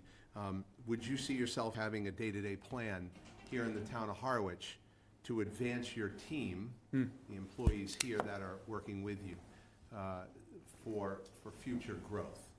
The answer is absolutely. Yeah, if I can, I'll give you just a slight bit of background. I know we have timing is, one of the things that I took very seriously when I first got to Marion was there was some bitterness with the way that the non-union personnel within the town were being treated or being managed personnel-wise as opposed to the folks within a union. And that was something that I picked up very quickly by, in my normal 30-day mindset of just listening for a new job. And one of the things that we did is that what I immediately noticed is that the employee policy that supports these folks needed to be completely revamped, right? We had to figure out how we could provide people backup so that when they did take vacation, they weren't coming back to a month of work because there was nobody to back them up. And then we had to work with the union side about figuring out with how we can, without opening the collective bargaining agreement, how we can have a good discussion with the unions about how we can do cross-training, successor plans, et cetera. I was able to get a grant money where we did a complete revamp of the employee policy manual, 200 pages of it, including all the required policies that you should have in those things, from something that you don't even think about, all the way to vehicle use, how the vacation and stuff, a lot of ambiguity ambiguity and concern that people had because they didn't know the true answer we were able to present. We also did a compensation study with that same grant money for all the non-union personnel, because unfortunately they didn't have the finite understanding of how much they were going to get paid on next year as opposed to the union personnel. We implemented the compensation study. We used the remainder of the grant money. It's now exhausted to complete a phase 2 compensation study for our on-call firefighters. And then on top of all of that, we started talking about people. We had people who were dual-hatted, where they were full-time, but they were part-time this and part-time that with 2 different bosses. I got rid of all of that. And we tried to get an organization where you had one boss, one person to subscribe to, one common goal. And then also the cross-training so that people could take vacation and then have to worry about someone taking care of the customer service side from one office to the other. And then my final thing was successor planning, which is a little bit more difficult in a very small organization. We don't have an assistant town administrator, for example, in Marion. What we started thinking or putting together plans for successor agreements, particularly in some of the bigger areas like Department of Public Works, town administrator, town clerk, Where else? That was pretty much it. That was the three big ones we started with, and we're doing good with that. We actually have somebody that's going through the Suffolk Management Program right now, supported by the town. Not financially, but supported by the town, so they can have the time necessary to do that, so we can get somebody into a successor role. Last question, thank you, and this is just truly a yes or no, because it's not a big question. In your past experience in Marion, did you have a great number of single-person departments? All right, I guess it's not a yes or no. Well, it is, I would say no, Okay. but primarily it was full-time primary, and then a part-time support. That's split, Yeah, okay, yeah. thank you, Mr. Chair. Sure. Further follow-ups? I'm good. Oh, you're on. I'm on. Didn't know if you wanted me to follow up on anything. What role does communication play in the town administrator's role? And how would you communicate with your boards, committees, employees, public, and the media? I would first to say it's one of the most important aspects of the town administrator role. I mean, it's very easy to go into the office, get yourself behind the computer, close the door, and do your job. And then you do it, and you come out there and you start talking about something you've just spent 6 months on. The board has no idea what's going on. The residents have no idea what's going on. The myriad of committees that may have input into that project don't know what's going on. And I basically wasted 6 months, right? So I'm not interested in that. I'm interested in doing the hard work, but I'm also interested in getting feedback from those folks that can help me at the outset. Again, I think we briefly talked about cadence. I have an idea of what I've done in the past. I also am completely open that there may be 5 different degrees of communication required.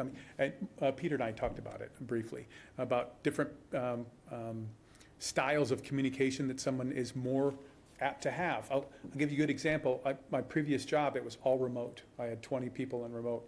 And for communication, we threw everything at the wall, right? Email, e-blasts, official letters, pick a style of remote communication. We used it so that every single person had the opportunity to know exactly what's going on.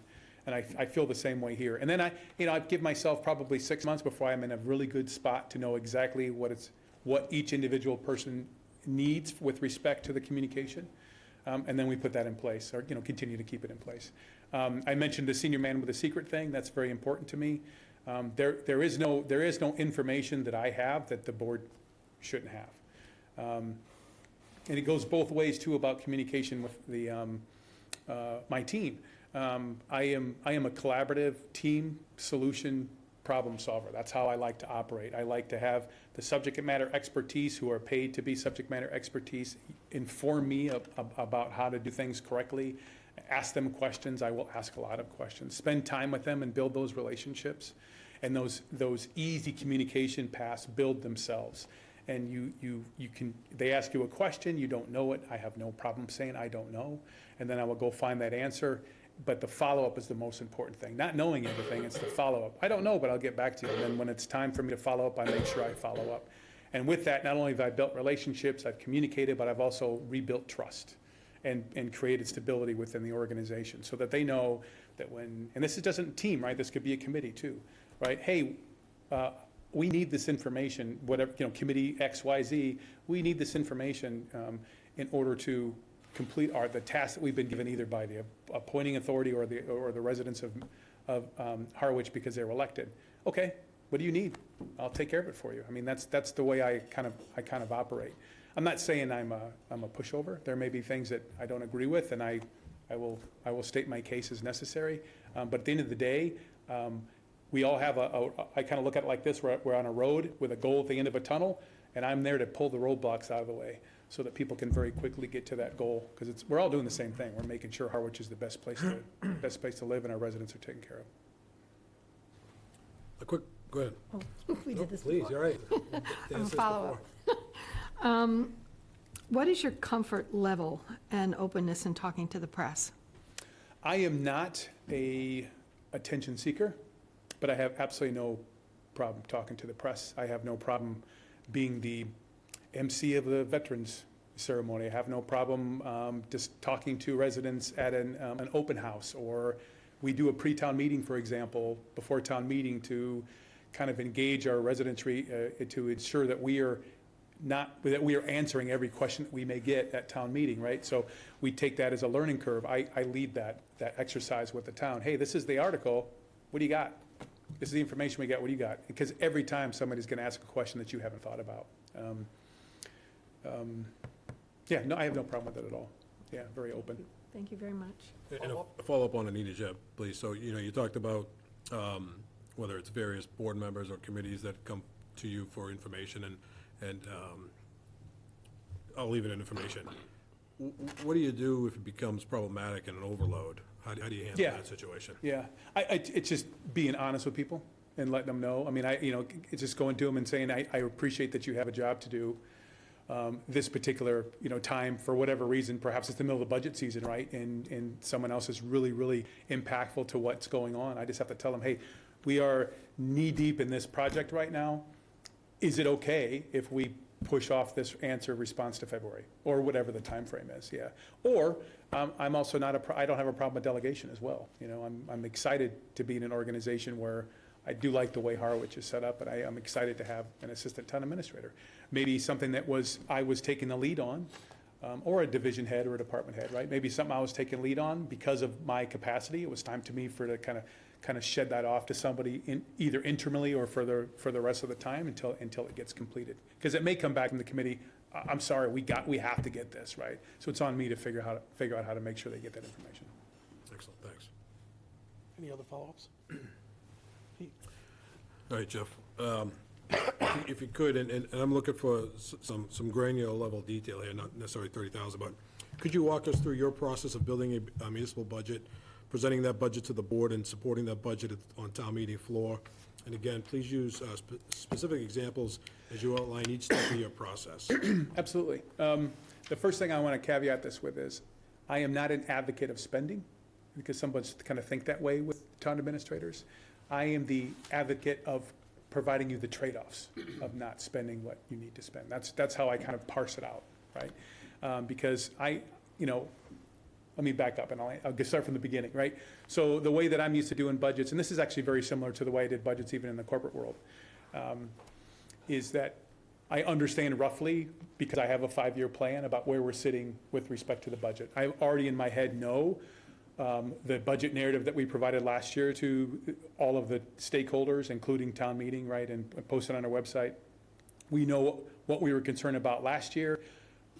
We already understand how we're either sitting, because we're not necessarily halfway through when we start talking about this. We're talking about the end of the year, so maybe October, November timeframe is when we're start talking about this. But we have a good understanding of how we're sitting with respect to the budget to actual for the previous budget. We know how we're gonna sit. I've already had conversations or started conversations with general insurance, for example, healthcare. I got an open relationship with the superintendent, so we've already started talking about how he's feeling about the way the school budgets are gonna move out. In the November timeframe, I would create, and again, I know a lot of this is within the charter, and I know there's a lot of fidelity within the charter for Harwich about how this has to happen, and I have seen a great spreadsheet that Tony put out. I think the timeline and meeting those timelines is one of the most important things, and the reason it is for me is that not only does it keep me honest by following those timelines, but it also allows everyone to be moving at the same direction, at the same pace. So in November, we do the budget instructions.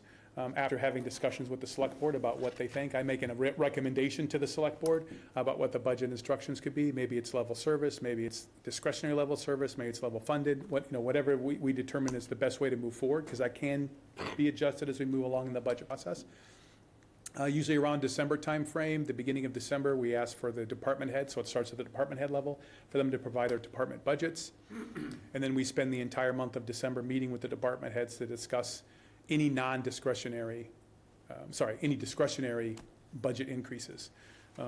We also look behind the scenes. I'm a huge proponent of looking at overall spend from the previous year. So this would be FY '25 previous year, looking at if I had $3,000 budget in this budget line and they only used $1,800, that's a question that I have during the FY '27 budget process to that department head. Why did, And it's not an accusation, excuse me. It's an education for me. Why did we only spend $1,800? Oh, well, this is what was going on. The software hit. We had to encumber money, right? It hit after the fiscal year or something like that. Or we don't need this much. Okay, then we mark that as something that could be a further discussion between me and the finance director. So then all the December meetings end. We do go back to a couple of people. Normally, we spend a lot of time with police and fire. We seem to need a couple of extra times for those departments, primarily because of the on-call. Marion has an on-call fire department, and our police department is probably one person shy of being a self-sufficient department. So we have a lot of overtime that does to carry that on. And there's some educational stuff too, which we fixed. Like I'm talking about police academy stuff. So then we're done with the December meetings. Now we have what I call the town administrator's budget, and we put that together with the between January and February, mostly January. The finance director and I put together the town administrator's budget, and in the background during this time, what you guys call the capital outlay, right? Capital outlay, we call capital improvement planning committee, is doing their business, and I've already met with them probably since October, going through each individual department's capital requests. In January, they prioritize those, and they're presented to the finance committee and the select board in February. February, the budget narrative, the draft budget. With the budget narrative, we do a budget book, which is a narrative that breaks down everything from really kind of a memo from me that lays out what I think was the ending of a previous fiscal year, as well as some of the issues that are coming up. You know, one of them that's going to be coming up this year is healthcare. In Marion, we're expecting a 20% increase in our healthcare premiums. If there's any debt exclusion or anything of the sort at Springtown meeting that I'm expecting, or is there a big project that's on the capital plan that we know we're going to have to take debt out, we would include that. And then that's presented to FinCom and the select board. And then the FinCom is going to go off, and we're going to start meeting together as well. And they're going to start meeting with the individual departments and provide solutions and recommendations to the select board. I expect them to continue those meetings. And this is one of the things during the budget process. I'm usually meeting 3 days a week during that time with different committees, including the select board. The middle of March, the finance committee would take that budget with their recommendations and they would take that budget with their solutions and discussions and update it as necessary and make recommendations to the articles that are in the town meeting warrant. And we try to close the warrant at the end of March. So now we've got the budget complete. Then it's just a normal town meeting cycle goes out for print. We have our pre-town meeting, even for all meetings, even if we have a special town meeting, where we discuss the budget. Any questions like that with the residents that come. We usually, I would say we probably get 50 to 60 people that come to the pre-town meeting and ask some incredible questions. And we go through the warrant article by article to answer their questions. And then what we do is I'm sorry I mentioned this before, but just to clarify, if they ask a question that we don't have in the backup. So we have a warrant book, and we also have a motion book where the motions are, and in that motion book is backup for the select board members. And so I want to make sure that backup, which I've created as kind of a template for the select board, that backup matches what the questions were being asked at that pre-town meeting, and then we'll update those because we have time because those don't need to be printed, right? Those are just internal only. So the warrants are already out, and then we work probably for a whole month, another month to get the motion books together, present them to the select board by the end of April, so they have a couple weeks to digest the motion books, ask any questions, add information, request more information for certain articles. We break it down in an Excel spreadsheet, for motion and second, so that each person knows what article that they're responsible for. That's it. And then we do the town meeting and hope for the best. There you go. A quick follow-up that, this one really at a 30,000-foot Sure. level, not so granular, but any experience with zero-based budget, and if so, your thoughts on it? That's probably something I don't have experience with. I've heard that term multiple times. I think that the philosophy that we have with respect to how we do the budget is zero-based budgeting. It's just not something that I have enough experience with, but saying, yes, that's what we're doing, zero-based budgeting. I mean, we are extremely granular with what we look at with respect to year-over-year budgeting.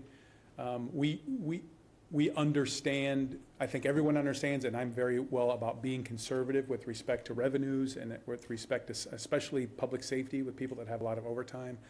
And we're comfortable with that. We're actually going through an exercise in Marion right now about what is the appropriate percentage of free cash to have, for example. What is the appropriate percentage of revenue recognition you're supposed to have based on your estimates? And we're not there yet, right? We're still trying to tweak it. I'm very interested to see how our free cash ends this year, what our certified free cash is gonna be, because it should be less than we had last year, because that means we're going in the right direction. But at some point, we have to stop, because we do need the flexibility within the budget to pick up things that are unanticipated. Especially in a town as small as Marion, when we don't have a commercial base, a real big commercial base, it's all. What's that annual budget in Marion? Last year it was 31 million. Yeah. Thank you. About Appreciate 50% general fund and general operating and 50% education. Okay, thank you. Any follow-ups? Mark? Yeah, just one quick question. You say for health insurance, you use the GIC, GIC. General Insurance Contract with the state? No, we use Maya. Okay, Maya? Yeah.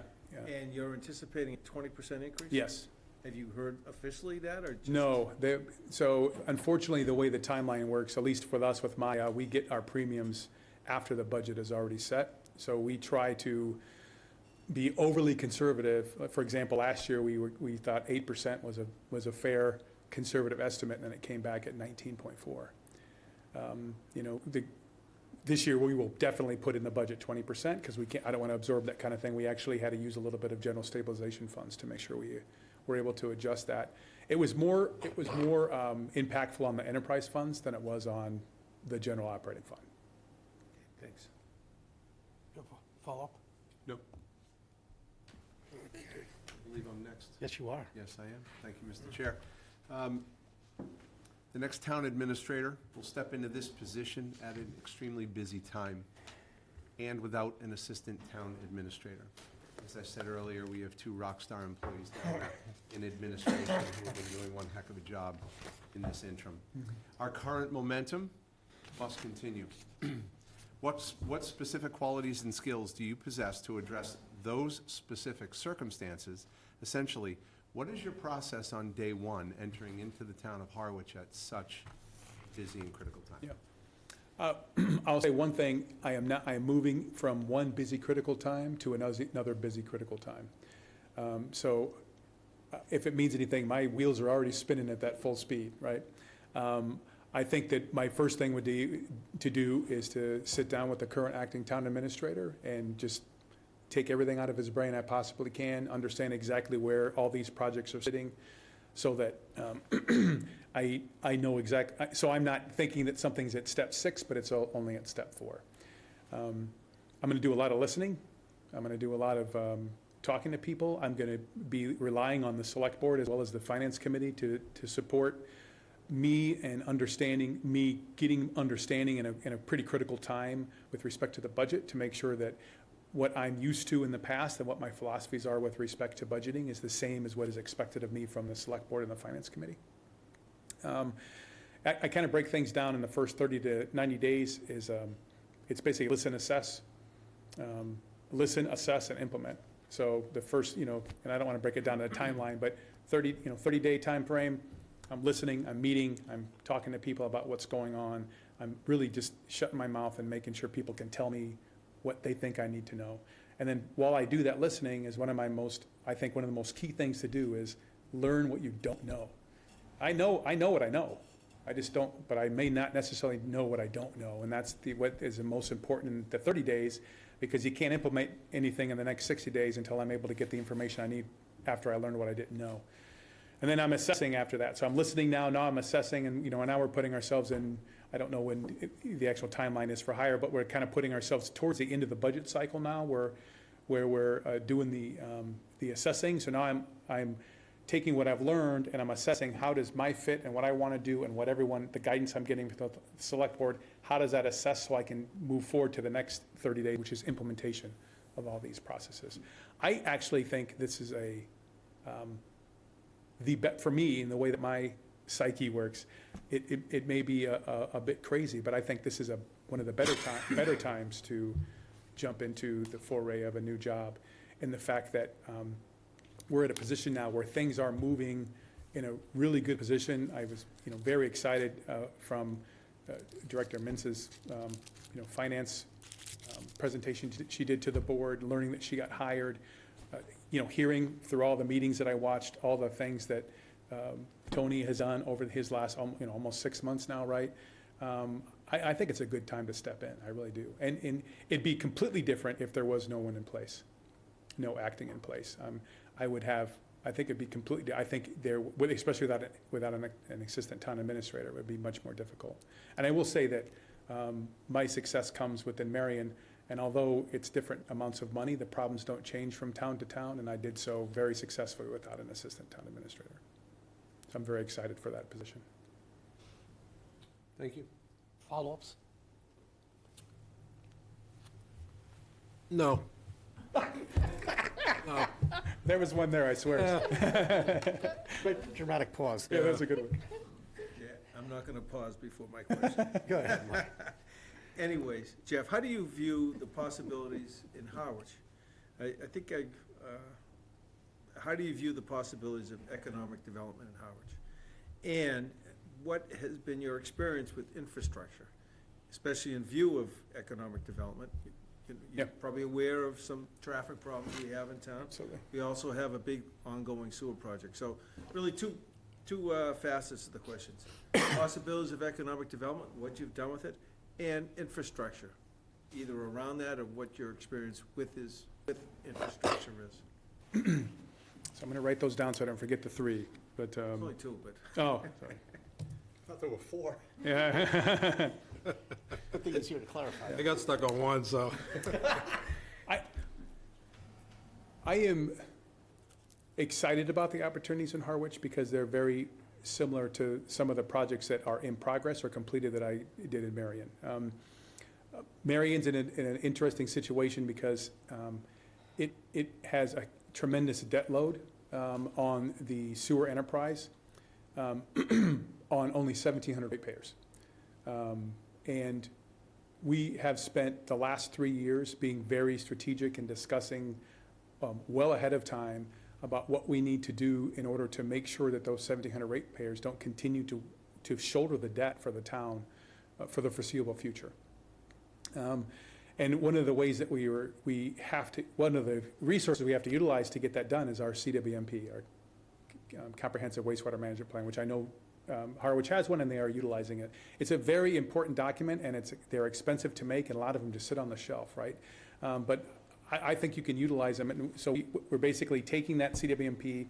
I've been working, believe it or not, with the Environmental Protection Agency, our local representation, the Representative Sylvia and Senator Dooner, as well as the Massachusetts Department of Environmental Protection, to ensure that we have the appropriate advocacy in place to increase our art flow enough in our plant to support implementing the CWMP.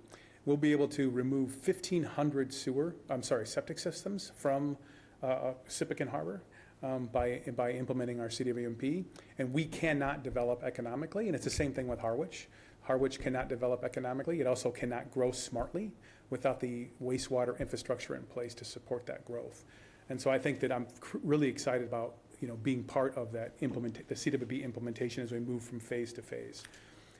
Economic development is a little bit more difficult. The experience that I have right now is a huge paradigm shift. And I apologize, I forgot who I mentioned it, but Marion, I think 10 years ago, they wanted to put a gate on I-95, and we just don't want anybody in Marion. And one of the things that we implemented, for example, for economic development, and one of our biggest attractions is Sippican Harbor. We don't have any transient moorings in Sippican Harbor unless someone wants to go to one of the boatyards. And so another grant funded, we received $150,000 from the Seaport Economic Council to create a harbor management plan. And one of the parts of the scope of that was to create an economic development boon in the harbor, and what they can do to help us with personnel, infrastructure management. How do we get transient moorings? Because we kind of look at the way about I forgot the name of the movie, where you build it, they will come, you know, with the baseball. Field of Dreams. Field of Dreams. Jeff was in that movie. Oh, there you go. You know, we're thinking if we can get people that are transient, that are coming to Marion, because right now Marion is where you start and stop. They leave, they're mooring, they go somewhere, and they come back to Marion. We want people to come into the harbor and have the opportunity to go somewhere in town and spend money. The other thing that I'm really excited about for economic development is any stagnant projects. The one in Marion was our shared use path. I'm a huge fan of shared use paths. I use the bike path, the rail trail all the time. I've been in Harwich multiple times on my bike. We don't have one within Marion. Mattapoisett just finished one, and there is a plan to connect Mattapoisett all the way into Wareham. That project was stagnant since 2008, and I'm very happy and excited to say that I pushed very hard, and it's on track. And we expect that to be bid and built in 2027. That is an economic boon for the town of Marion, where we want to get people into the place, into Marion to see how quaint it is. The same thing with Harwich. There's got to be projects that we can put in place. And do I know a specific project in Harwich? No. But I'm open to them, and I am a problem solver and I'm a project driver for those kind of things with the guidance of the select board. I don't want to rely on Marion a lot. I'm just saying that there's a lot of projects that we've done to take Marion from property tax, 87% property tax driven, to adding some commercial and some economic development to alleviate some of that burden off of our residents. That's it, thank you. You're welcome, sir. Any follow-ups? Before we move on, I would like to go back, if you don't mind, Jeff, because I'll regret not asking a follow-up on Select Board Member Handler's question, and I want to be able to sleep tonight. So, he alluded to the assistant town administrator, and you alluded to the fact that you currently do not have one. What are your thoughts on the need for one? And assuming you agree that there is a need for one, what are some of the characteristics that you would look for to seek one out and employ one? A great question, and I appreciate you allowing me to give my input on that.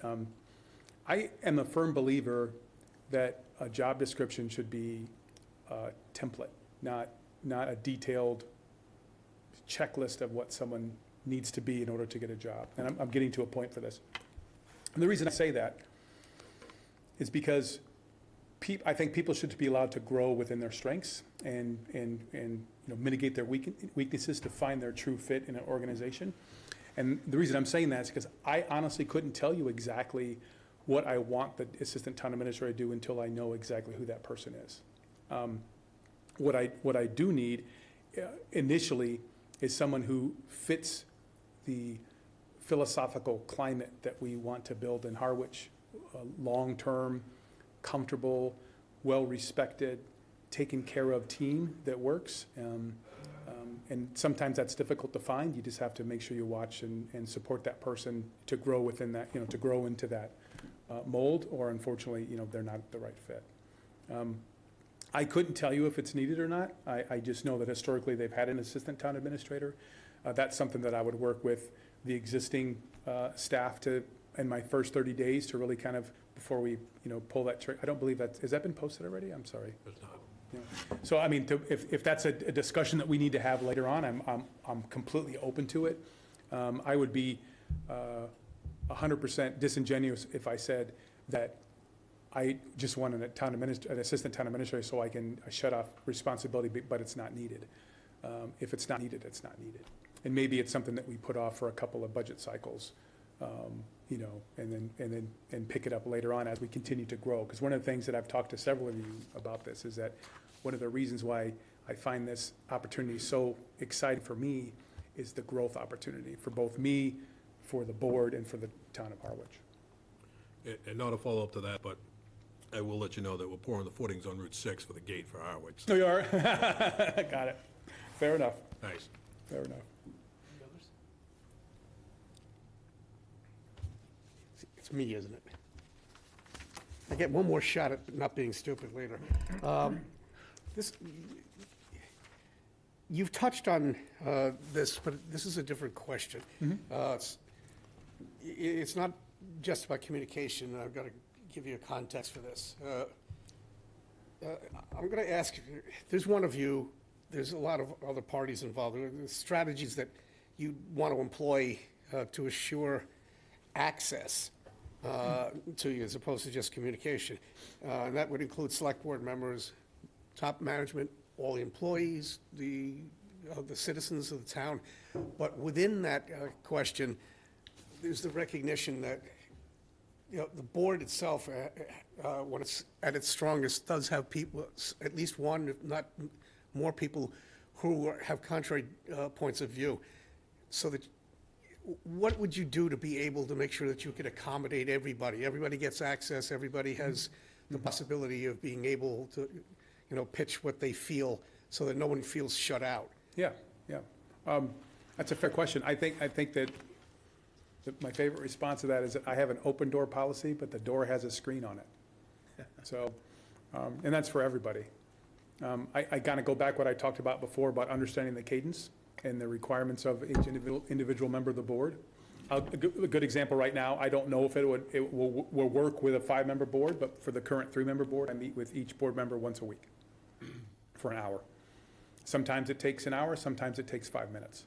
But that's set in my calendar. So when somebody shows up on that door, I don't have any other conflicting interests, and they have a full hour with me to talk about whatever they need to talk about. And I don't think that's an issue, would be an issue with this as well. It just, you know, it would take up more of my time within the morning day. Maybe it's every 2 weeks with a 5-member board, I don't know. And maybe a little bit more with the chair just because there's the topics of talking about the agenda, which is completely, I think, separate than what you're talking about, Mr. Chair. And the conflicting information, I think that's healthy. I think disagreement's healthy, especially when it's done bilaterally and with respectful discourse. I appreciate having conversations about things, because what it does for me is, and I've spoken to all of you, and when we're having a select board meeting, there's no grenades being thrown, there's no surprises, right? I'm already set up, ready to provide you the resources and information you need to have an open public discussion about a project that may, or any kind of issue that may have 5 completely different ideas about how to go forward. And it just allows me to support you better. I'm going to follow up on my own question Sure. here. I get what you're saying as it relates to everybody sitting in front of you. But especially over the years, I've heard the comment from the public and from our own employees, gosh, that's the first time I've ever been heard. That's a different conversation than Yeah. what we've covered so far. 100%. Again, recognizing there's only one of you, how do you figure that you could allocate, or what kind of strategy could you employ so that that's kind of a universal thought? Absolutely. It's, I've been heard. Absolutely. It goes back to some of my talk about, my genes are built on relationship building. That's how I'm built. And you can't build a relationship with somebody if you don't talk to them. I can't remember which one I talked about my Friday. My favorite thing to do on Friday, not to mention this Friday, is that I start my day by going around as many places as I can amongst town and talking to everybody. And I love walking in there when you poke your head in. And normally when you see the TA, they're like, oh God, what does he need, right? Nope, hey, I don't need anything. I'm just here to talk to you. And we have a conversation about whatever they want to have a conversation about. And the way that I gauge that is, for example, I found it kind of cool. I was walking through the Department of Public Works building, which I'm not in all the time, as much as I am in the townhouse, for example. And one of the administrative assistants walked by and asked me how my daughter was at Quinnipiac. And that, to me, is a gauge of the relationships that you're building with your folks. When you have that kind of relationship with people, it's not about being taken advantage of. I'm not worried about people holding me account because they think it's not friendship, it's relationship, right? It's caring about your team. And that person who asked me how my daughter was clearly would not have an issue with walking into my office or requesting time with me through whomever, depending on how busy I was, to sit down and tell me that they have an issue. Because there's nothing worse than hearing bubbles behind your head about something that's going on, or the kind of the gossip thing, and then someone comes and tells you about it. That's the worst way to find out for something. I'd rather have somebody come because they have a relationship with me and they feel okay about coming up to me and saying they have an issue with something, or we've spread this along, which is what I like to see, is that they have a team aspect where they know they can go to their boss, and their boss can go to their boss, and that person however it goes, they know that they have an avenue that if they have a concern that needs to be escalated, that they can escalate it. Follow-ups? Good. Okay, Anita? Okay, in the interest of time, how would you motivate town employees to perform day-to-day operations of their departments, and how would you do some building of morale for the town employees?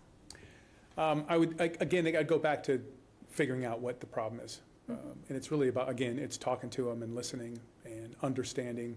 One of the first things I did in my previous job is, we have several unions, and I have quarterly meetings with the union membership. And it's not a business meeting, it's a talk meeting. We go around, I provide, it's really a template of the same agenda that I have for my monthly department head meetings. But I go there, so they understand, that this is what I was talking to the department heads about, and we get into some details. I think we were talking about lath and plaster when, we just had one on Wednesday, lath and plaster on the new townhouse. And at the end of the day, at the end of the meeting, we do a roundtable. It goes around the table and everyone talks about what they have going on. And I found that kind of discourse is healthy, and it lets people feel like they're part of the team. And also, what I saw with the department heads when we did this, and we do it on a monthly basis, is that the left hand didn't know what the right hand was doing. I'm going the wrong way. The left hand didn't know what the right hand was doing, and they didn't realize that, oh yeah, I was 2 days late on that, and I really messed you up for a month. And we were able to very quickly figure out, it's called gap analysis, right? Really figure out issues, and people started to look at people across the table and see them talk and see emotion on their face and creating connection. And, very quickly, you would see we'd have a big project where the harbor and the DPW and the police all had to work together to get something done, and it was being done with no input by me, right? They were able to do it on their own, and they would just tell me, oh, it's done, it's great, and thank you to the DPW. We'd be at the department head meeting, hey, thank you so much to the DPW for helping us with this, and oh, thank you, Harbor. And it was really a good thing to see. Thank you. You're welcome. Follow-up to that? No, thank you. Pete, you're up. I'm up. Jeff? Yes, sir. Again, as granular as you can with this, but how do you effectively monitor, manage, and plan for municipal debt? And please include within your response items such as strategic approach, debt issuance, forecasting, and payment strategies. Of course, all this while balancing the day-to-day of the operation. Yeah. I mean, I do rely on my finance director to be my right-hand person for these kind of discussions. What I do, it's about, it's organized visual information is what we try to do. We get into the details, the finance director and I, about it, and then it's a very educational and cathartic task to take all that information and put it into a digestible, single picture to present to the FinCom and the select board and the town and post, and do that thing. My philosophy for debt is that debt is not bad. It's the same thing when I talked about before, that I don't advocate spending, but I do advocate for people to know what the trade-offs are if we don't spend. And it's important for me to make sure that people are fully informed of why we need to spend the money, and again, the trade-offs, and what happens if we don't. I'll give you a good example about that too in a second, but my philosophy is that we try to keep the tax rate as level as possible. We don't want to have the jumps up and down. We're already experiencing a tremendous increase in assessments as it is, and even though we may not spend money, people are still going to have their property tax bills go up. We're very aware of looking at the equalized value of the town and see how we compare to our debt load. I know that there's a debt policy in Harwich, which I did take a look at, and it'd be interesting to verify the numbers that are in that debt policy to ensure that our debt and debt service match those. I think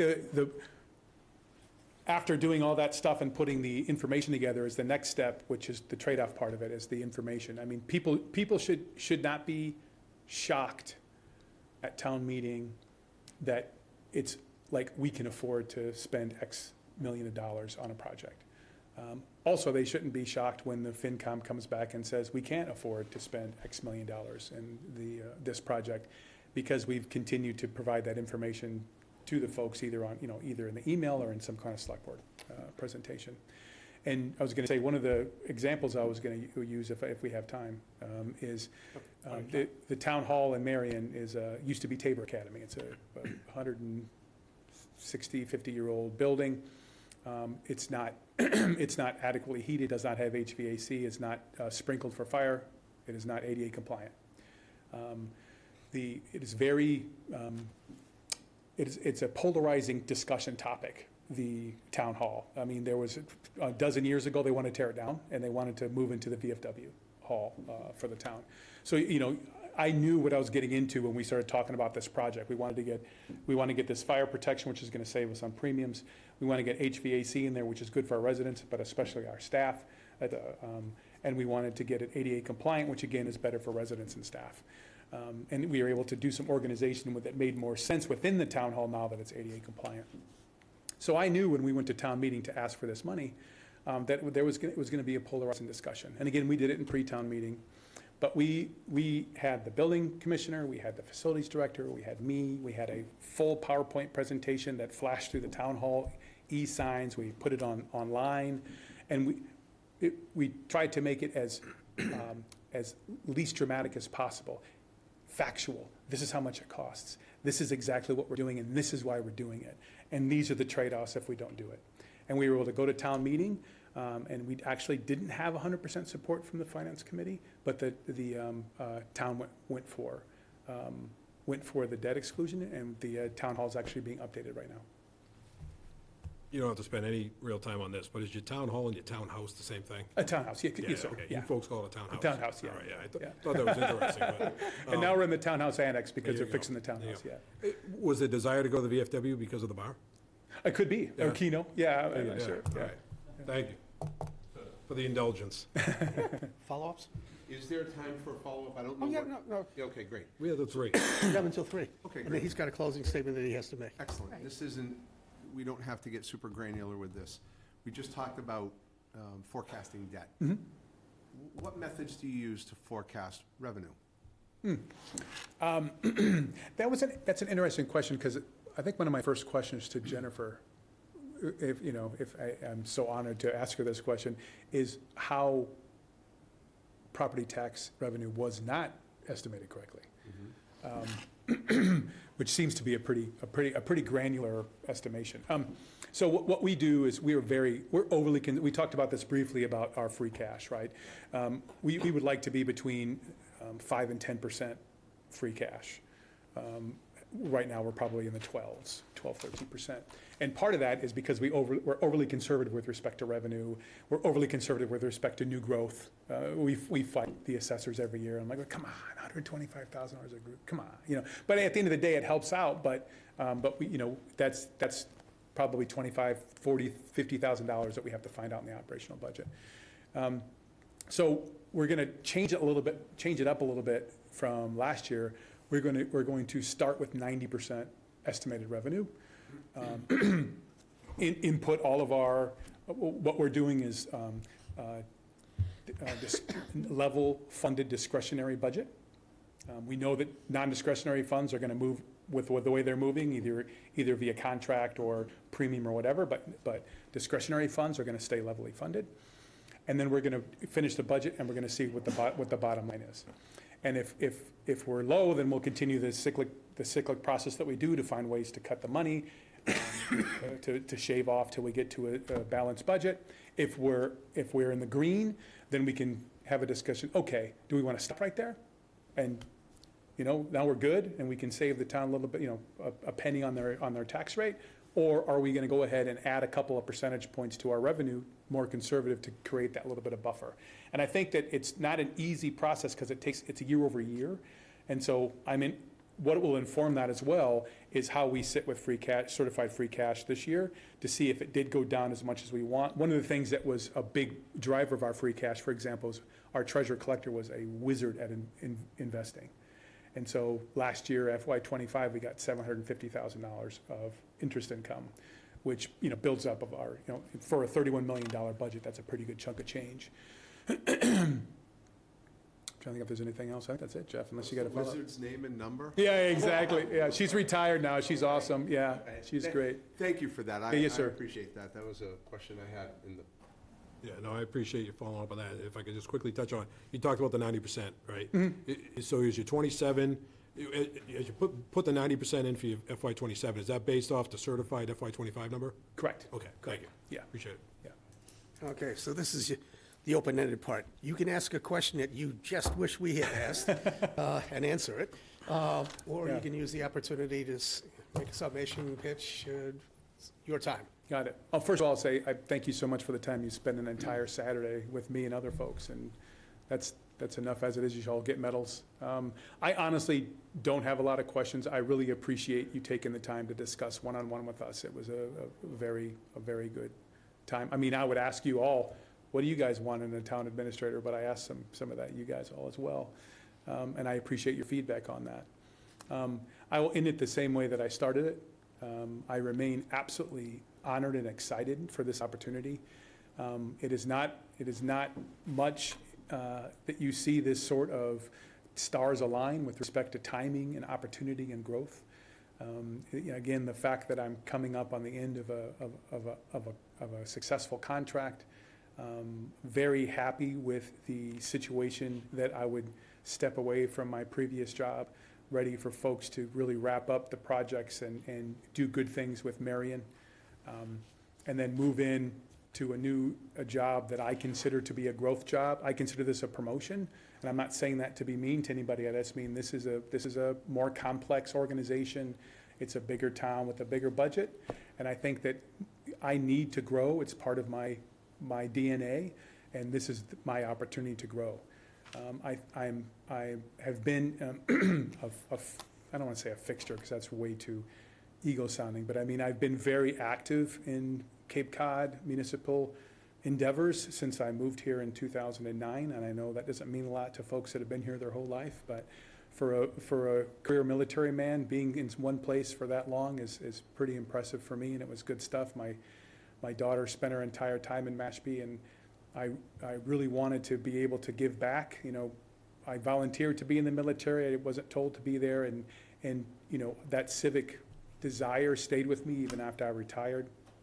And going into the school committees and doing finance committee for the town of Mashpee and continuing to see how much I enjoyed this type of work, and seeing that the strengths that I had and the vast experience I've had for the previous 30-some years really led well to that type of job.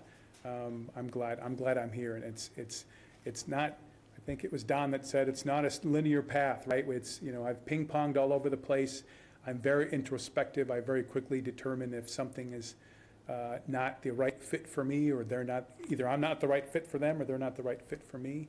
And I can tell you honestly, from the discussions and the numerous meetings I've watched and looking at the organization and reading policy and procedure, that I am a great fit for Harwich. Now, I'm going to I did not do this for everybody, so I'm going to at least start here. We're going to, has on the agenda on Monday to actually do this, and thank you to Pete. We're actually going to sit and sleep on it so that we can make sure that we are making the right choice. That having been said, we all have had the opportunity to talk to the three of you. It's not going to ever come down to somebody's not good enough here or somebody's not good enough there. Everybody has a really good strength, and we are really grateful for the pool of people that we've gotten. We had 30 when we started. It was really terrific.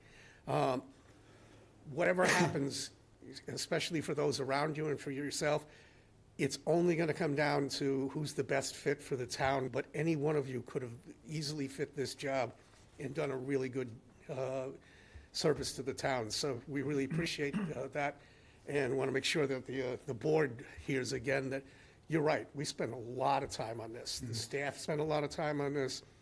Jamie's here today filming this. You've got employees behind you. Everybody's really invested in this. This has been going on for the longest time. It's not just because we spent today working on it. And I'm really appreciative of how much this has drawn everybody together into trying to find what the best future for Harwich looks like. So we will be considering this on Monday, so everybody's going to have an idea of where we're going. Understood, thank you. And thank you for spending the time that you've spent. No, no problem. Thank you very much. Thanks, Jeff, appreciate it. Thank you. Pleasure. Have a good night. You too. Too. It's becoming that. It's getting close, yeah, exactly. I get one more chance to get this right. Who am I to judge? Well, I told you should judge originally. Jeff's looking tired. Anybody tell him it's time approximate? He's leaving because he's It's here all in right. 5 minutes. That's all right. That's okay. He needs a break. Don't we all?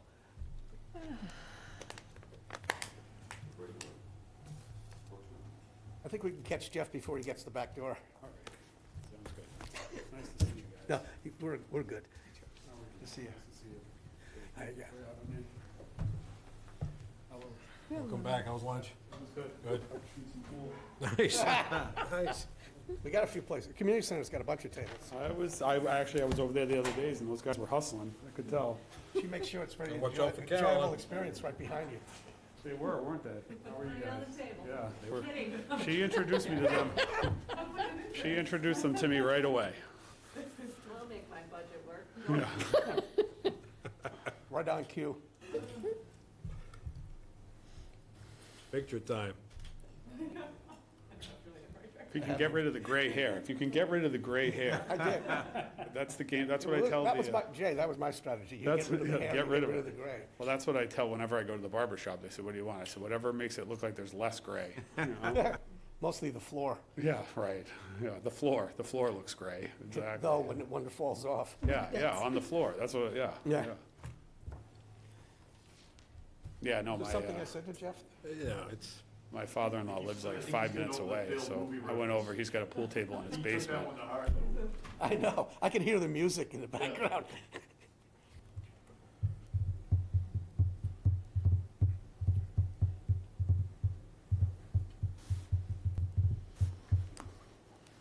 oh, would you say you went to your father-in-law's? Yeah, Nice. yeah, he lives over by Harding Beach, Nice. beautiful spot. Not a bad Yeah. spot to go hang out. Yeah, it was good. So he had roast beef sandwiches for us, and We decided while you were away.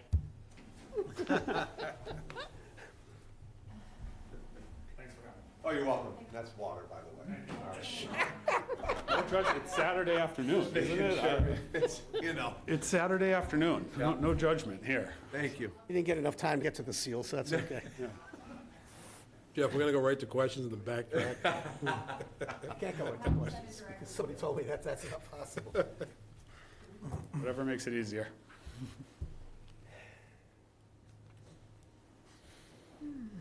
All right. Everybody settled in? Okay, Jay, you're my last opportunity to look like I know what I'm doing. Just let you know the overview of how we're going to proceed. And before anybody asks a question, you're going to be able to say something. But the structure of this is, as I said, you're going to do that, then we're going to have questions, then you'll have an opportunity to wrap it up at the very end. Each of us is going to go around, and we're going to be able to have follow-ups.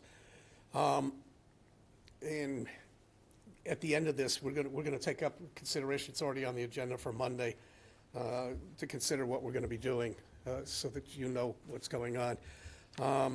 Very appreciative that you're here. Everybody that's been in front of us has spent a ton of time with doing the right thing and getting involved in as they understood what they thought, was important to the town of Harwich, and we're grateful for the amount of investment that everybody's put into this. So this is your opportunity to introduce yourself, say a little bit about yourself, and create a context so that we can start off with the questions. Sounds great. All right, thank you very much. So I'll just start off by saying thank you to the five of you. I had a really good morning. I really enjoyed the opportunity to get to know each of you a little bit. I think there were some great conversations. I think that's a really good approach, the one-on-ones, and I really enjoyed it. The morning went by really fast for me, so that was great. As you said, my name's Jay McGrail. I'm currently the Middleborough Town Manager. I've been there for about almost 4 years, or 3.5 years now. Really happy in that job. Middleborough's an amazing community. I have a great select board and an amazing team that I work with. I'm excited about the opportunity in Harwich, and honestly, I'm here At the moment, because the last month of my life, I've learned a lot about Harwich, and I've met some amazing people, and they've led me to believe that this is a really good opportunity for me. I have some really trusted friends that have positioned me to look at this opportunity, and I really trust them and listen to them, and that's really what's led me here today. I'm excited. I'm really excited about the opportunity. So I'm a lifelong Cape Codder. A little bit about myself. Hopefully after today, I don't have to talk about myself for a while. It's an awkward thing to do, but interviewing is what it is. So I'm a lifelong Cape Codder. I grew up in the Barnstable, went to Barnstable High School, and I currently live in Sandwich with my wife and our 3 teenage daughters. And if I can get through that experience, then I can survive anything. I know they're watching right now and they're Explains the laughing at Grays, me. Jay. Yeah, it explains the Grays. I love them to death, though. They're really good girls. I'm lucky to have them. So they go to JP2 in Hyannis, where I serve on the board of directors, or advisory board, as they call it. I really like to give back, like as part of my personal life. I'm an avid Cape Cod guy. You can find me in the summertime on Sampson's Island, out on my boat in Katuitt, on the golf course. I'd be lying to you if I didn't say part of the reason that I'm here is Cranberry Valley. I love it. It's a great golf course. It's a huge asset to the community of Harwich, and hope to play it a lot more. So that's kind of who I am. I like to boat. I like to golf. I like to spend time with my family. That's my outside life. Professionally, I enjoy being a town manager. I love what I do. I have the best job in the world. I hope you heard that from both of the other candidates earlier today. It's the best job in the world. I was asked earlier today why I put up with it, because there is a lot of drama associated with it. And, I immediately go to the standard question or the standard answer of, I'm a problem solver and I like that. But the more I think about it, it's really, once I thought about it a little, it's more than just problem solving. I like to help people. And I get positioned in the office of town administrator, town manager to really help people. You have, you get to play in everyone's sandbox in my role. You have the opportunity to work with police, fire, DPW, health, all the different departments. So you really have the opportunity when people present complicated problems to you, you can help them. And that's what I love to do. I love to help people. I like to become part of a community.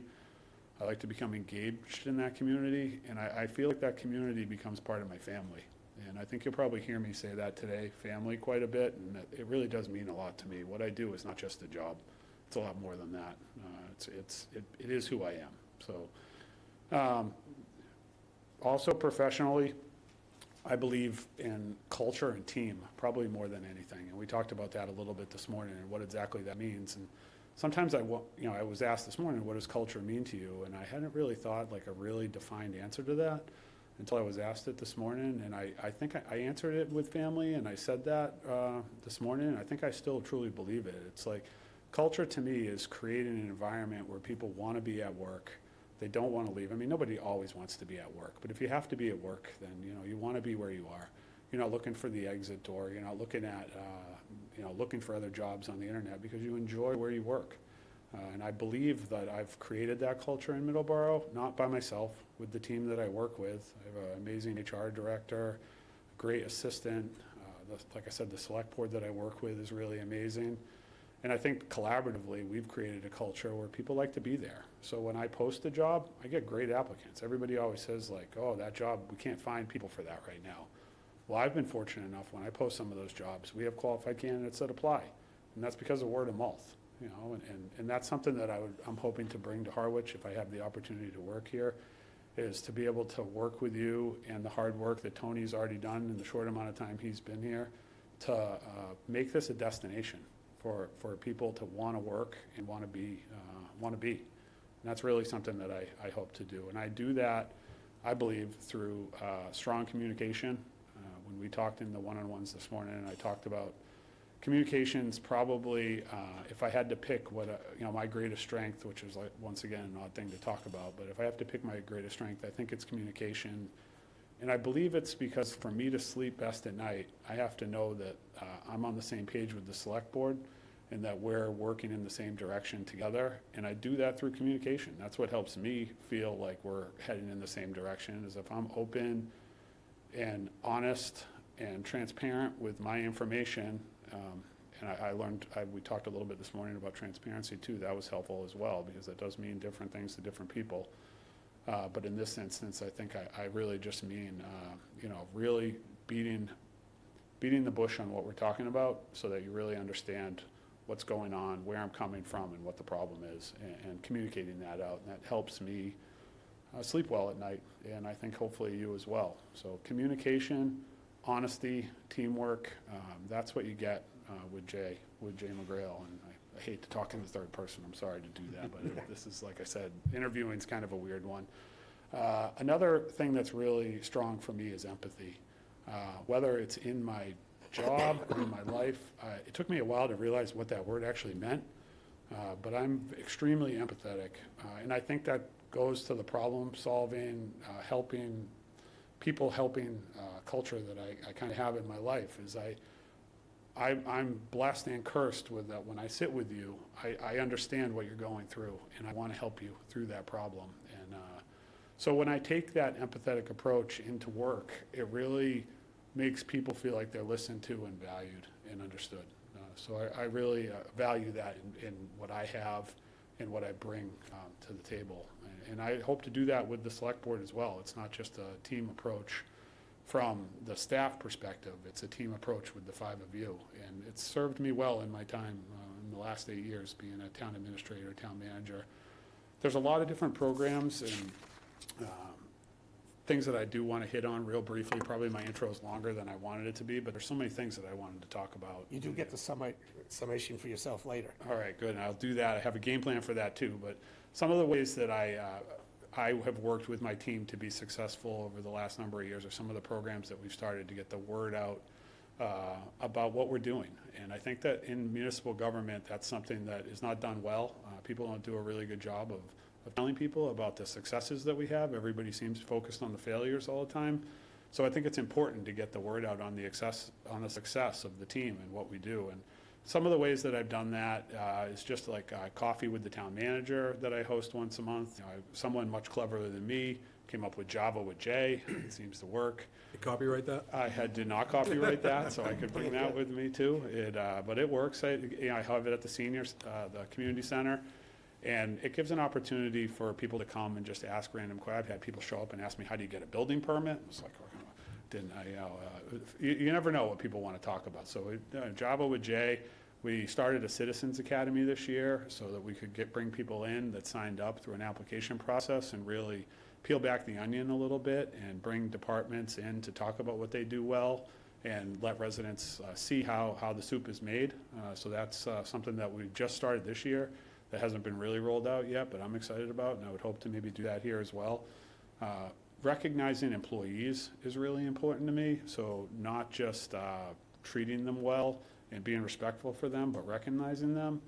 So in Marion and in Middleborough, Marion was the community I was in before Middleborough, I started a staff appreciation cookout once a year. And these are like the little things that I think actually do somewhat make a difference, but so the select board cooks with me.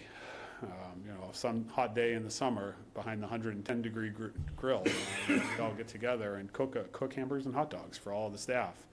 And, close town hall a couple hours early and just have a cookout. And not everybody can make it because of work schedules, but, I've had a pretty good success rate. And I brought that to Middleborough as well, and it's really, in Middleborough, gone over really well. We took, instead of it just being a cookout in Middleborough now, we've turned it into a staff appreciation event where we recognize years of service for staff, something that they had not been done before. So we recognize 30 years, 20 years, 10 years. And this past year, we had the opportunity to recognize a police sergeant that had like 25 years. And, I sometimes think that people think this is corny and they don't care about it and they just come to get out of work 2 hours early, because I tell them it's mandatory. Either you got to work or you're coming to the cookout, one or the other.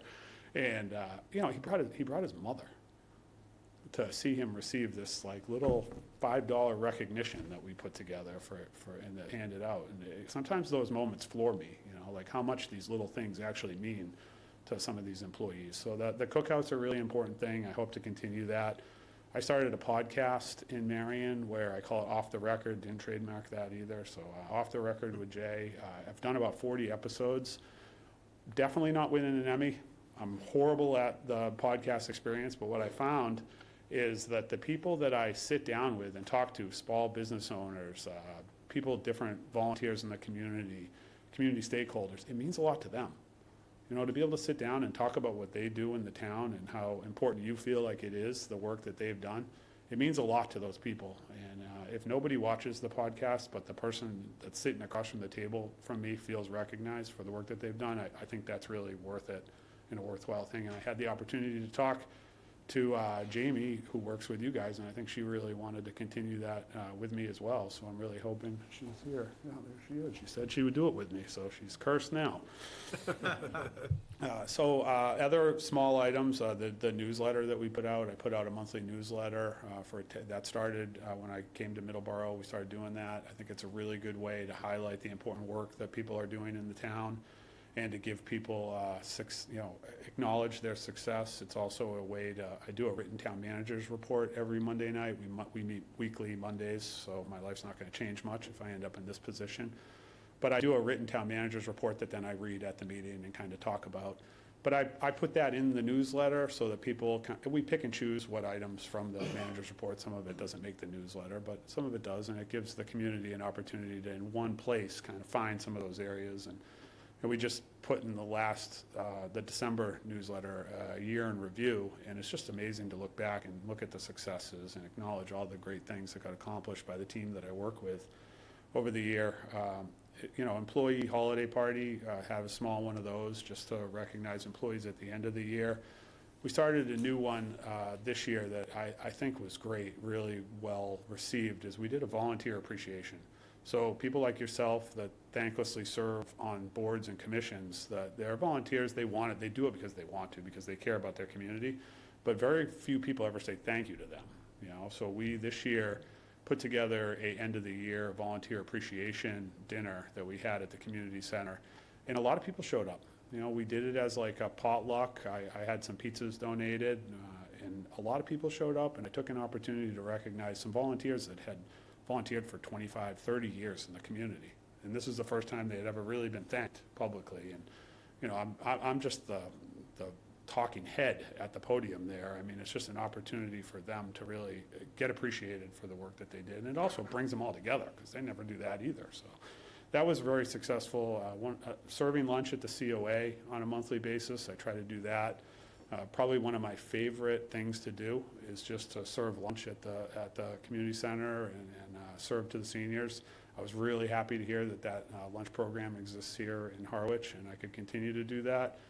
None of them know who I am, but I buy myself a sweatshirt that says town manager on it so that they recognize that and see who I am. And I think it means a lot when I'm like clearing their plates, and I leave exhausted. It's like the hardest work day of the month is with serving lunch over there. It really is. Other small things, holiday office decorating party that we put together. So I've let staff decorate their offices for Halloween and for the holidays, and then kind of put together I judge them on Halloween and go around and just take pictures with everybody. And the staff loves it. They decorate the offices outside of work hours. They spend their own money on the decorations, and they put so much into it, and it brings tons of camaraderie together.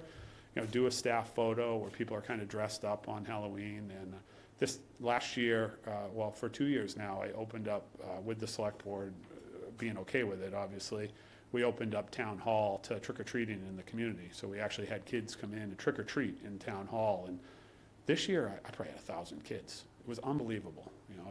It really floored me when I walked out of the building, the impact that had. It's a safe place for kids to go. Parents don't have to worry about it. And the staff loved it. It was like an hour at the end of the day on Halloween. It really went really well. Little things like that, I think, are really things I'm proud of. We've also started some amazing events in Middleborough. A New Year's celebration that's new in the last 2 years. It was just a bonfire and fireworks that people love. I stole Chatham's Noise Parade idea, but nobody off Cape had ever heard of it, so it worked out well. They thought I invented it, Remembrance Tree program, little things like that. That's really who I am. Those are the things that make me who I am and make me really proud of the work that I've done, and I look to continue to do in the future. Your Honor. Sorry. Thank you for that. Jay, in your opinion, what are a few key characteristics or attributes of a relationship between a select board and a town administrator that would create an optimal environment for both to enjoy success? Yeah, I think I kind of jumped into that a little bit already, and for me, it's a very intimate job. We spend a lot of time talking with each other. I believe if it's done right, we spend a lot of time talking to each other. We spend a lot of time with each other, and it over some stressful things. So to be able to do it well and to create that, it almost becomes like an extension of your family, like the relationship we have, and it's built on trust, honesty, and communication. So if you trust me and I trust you, there's really nothing we can't get through together if we communicate effectively together. So if any situation that comes up, if I immediately let all 5 of you know of the situation and we have a conversation about it, and even if we're not all on the same page, there's never going to be a situation where we're all on the same page with everything. But I think as long as we know the facts and we have that transparent conversation and we're honest and we trust each other, I think that's the framework, the key framework of success. And it's worked for me so far. I've been fortunate enough in the last 8 years to work with a number of different select boards, and I've yet, knock on wood, and I don't believe it would start with you, but I've yet to have an adversarial relationship with any of them. It's all of the select boards I've worked with in the last 8 years have all been in that same vein, and I believe that it just starts with communication and trust. I would never come in here and tell you what I think that the first 6 months or what I think the first amount of time is going to look like. Those are important things. But you need to trust me, and I need to trust you, and we need to communicate on that to be able to be on the same page with it. Thank you. Follow-up? Anybody? No. It's a little less of a pause, that's good. Yeah, it's probably a truthful one this time. Mark? Sure. Jay, what's your experience with shared municipal services in general? And also, if you could speak specifically to regional schools, as you know, as we discussed, what's your experience with school assessment formulas, relations with neighboring towns? Just talk in general about that, if you could. Great. Yeah, good question. So I have a lot of experience with both shared municipal services and with regional school districts. So when I was the TA in Marion, we operated out of the ORR school district. So Rochester, Mattapoisett, and Marion sent their kids to ORR. Each town had its own elementary school, but then we had a shared junior high school. I had a great relationship. I still have a great relationship with the superintendent. He's, I would consider a friend. We went through some really challenging times together. We went through COVID together. That was a challenge for sure. But it's an important relationship. I think the school superintendent, town manager, town administrator relationship is crucial to the success of the community. Really, it doesn't work if it's adversarial. So I think the regional schools, that relationship's really critical. The superintendent in that situation has a lot of hats to wear. He's reporting to a lot of different boards. I think at ORR, he has 5 school committees he reports to, Mike. But I think that relationship is really crucial. I was fortunate enough, and I'm hoping to be able to help you with it, to go through changing the regional agreement at ORR while I was there. There was a lot of inequities and concerns around it, similar to the concerns that you have with the Monomoy agreement right now. And I'm not going to say that we solved all the problems or that those experiences would shape what happens here, but we did make some changes. We actually got it done, too. We actually changed the regional agreement while I was the town administrator there. So we created a capital stabilization fund that had not existed previously.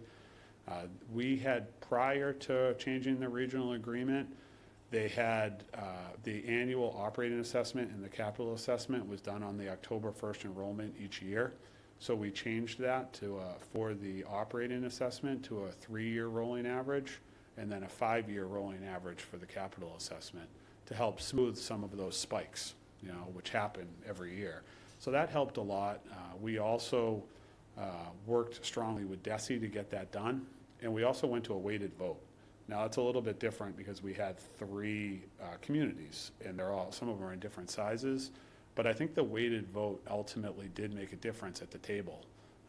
Kind of a weird dynamic having a weighted vote, but when you're in a regional agreement like that, it does kind of matter, especially where one town is, in this situation, in your situation, shouldering 80% of the costs, So that's something we got accomplished. I can tell you, it would not have happened without the relationship that Marion, myself, and the select board had with the school, with the district, and with the superintendent. And we started right away with DESI. We worked with DESI right away, right through the process. And Christine was really helpful and a strong advocate. I mean, I think amazingly enough, I think they want you to look at the regional agreement every 5 years. I mean, I think it had been 30 since this one had been, amended. But we got it accomplished. It took support of the towns to be able to do that. And it didn't solve all the problems, but it did help. So that's my experience with ORR. Currently in Middleborough, I work with one school system, just the Middleborough school system. But once again, my relationship with the superintendent's critical to that success, to be able to talk to each other and get through some of these challenging experiences that we have. As far as shared services, it's a double-edged sword. Sometimes it works really well, sometimes it doesn't. I've had like a VSO situation, the Veteran Service Officer situation in Marion, great shared services. Regional agreement in Marion around water. We were part of a regional water system there. Didn't work that well sometimes. It depends on some of the historic stuff. I think here, you're fortunate in the wastewater situation to be in a regional agreement with Chatham, obviously. One of the big challenges we had in Marion was they run their own plant and their own collection system. And they're a much smaller community than Harwich. And it's a very small portion of the town that's on it. And we had a lagoon that we had gotten sued by the Buzzards Bay Coalition because of potential groundwater or wastewater getting into Buzzards Bay through the lagoon. So they forced us through a lawsuit to line the lagoon. It was about a $20 million project that got shouldered on the backs of the ratepayers. And there was no support through town meeting to do it on the tax levy, through an override. So the ratepayers had to fund that. And when you get into the economy of scale there, it really doesn't work. So we talked a lot about trying to regionalize with Wareham, and ultimately it still hasn't happened yet. It's a problem that hasn't been resolved. So regionalization, in my eyes, is important, but sometimes it doesn't always work the way you want it to. Just a quick follow-up question. Do you know who you work with at DSE on your, if you know that? Yeah, I do. I have her name right there. It's Christina Lynch. Yes, and okay. Michelle Griffin. Yep. Yeah, okay, thanks. Jamie could put a crawler with her phone number on this later on. Any follow-ups? Okay, so, as I've said, mine are going to go sideways somehow. How would you describe the difference between leadership and management, if there is one? There's definitely a difference. And in my role, I have to play both of those hats, I believe. I thought, I was asked this during the screening interview too. It's a great question. And it's one this is like a 3 a.m. thing for me, trying to think of the difference between leadership and management. And I think I think a successful organization has to have both leaders and managers in it. And I believe that at the end of the day, I wear two different hats. So there's a part of my life where I'm the manager and you're the leaders. And I have to follow, not have to, but I choose to follow the leadership directives that the board, the 5 of you, put out as policy for the town. And I follow that, and my job is to implement that policy as the manager. So you're the policy leaders, I'm the manager that implements the policy on a day-to-day basis. Important relationship, an important job I have there, to be honest, a really important job I have there. But then there's the other flip side of it, where with the staff and with a certain component of the community, I have to be the leader, and other people have to be the managers in that situation. And in that, I believe that the leadership, what we've talked about around trust, communication, honesty, those are the directives that you have to go into it from. To be able to be effective with leadership, you have to come from a core of trustworthy, honest communication. In the team that you work with, which, like I said, I'll probably say team also 1,000 times today, but the team that you work with and the team that you go to war with every day has to believe that they can trust you and that you're honest with them. And I don't think leadership's possible without that. I really don't. I think that's critical to success of leadership. had an experience this past year where we ended up, Middleborough is a growing community. It's changing a lot. And we had a situation this past year where we were put under a directive by the state to adopt this MBTA 3A zoning, right, around multi-rapid around transit. And we were told that you shall adopt an area of multifamily as of right zoning within half a mile of our train station. Of course, the train station was moved to Middleborough without Middleborough agreeing to it through eminent domain. So there was some, that was part of my interview question, is how would we handle that when I was there in Middleborough 4 years ago. And ultimately, it got to a point, we took it to town meeting, it failed, the select board didn't support it. It failed, and we were being withheld grants. Meanwhile, the auditor, the state auditor, had actually ruled that she saw it as an unfunded mandate. So as soon as that opinion came out, the select board jumped on it in Middleborough and said, we're suing. You know, it's an unfunded mandate. We believe, and Middleborough is actually not anti-multifamily housing whatsoever. Like, they're over 10% on the SHI. Like, there's a lot of multifamily housing. It's just not all within a half a mile of the train station. And to be honest, there's a lot within half a mile. And they had prior to 3A being adopted, they had put a 40R zone in place in that area, but it wasn't big enough. Right? It didn't comply with 3A because of the size that it was. It wasn't large enough. But they had said outright, like, we agree, we'll do multifamily housing around the train station. We're going to put this 40R area in place.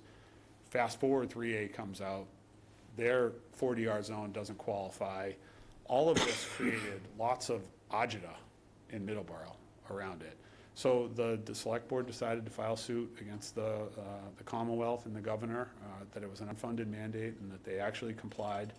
And it was probably one of the prouder moments that the select board and myself had felt in a really long time, because we stood up and we were like, this doesn't make sense. For all these reasons, you know, we are not against multifamily housing, but this one-size-fits-all approach doesn't work.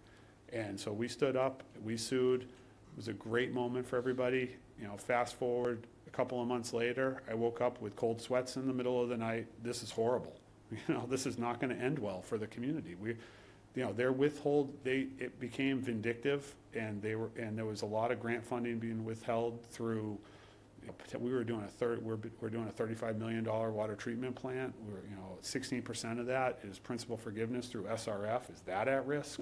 You know, like, all these different, does Chapter 90 come into play at some point? Like, I just woke up one day and said in my mind, like, we need to find a way out of this, you know?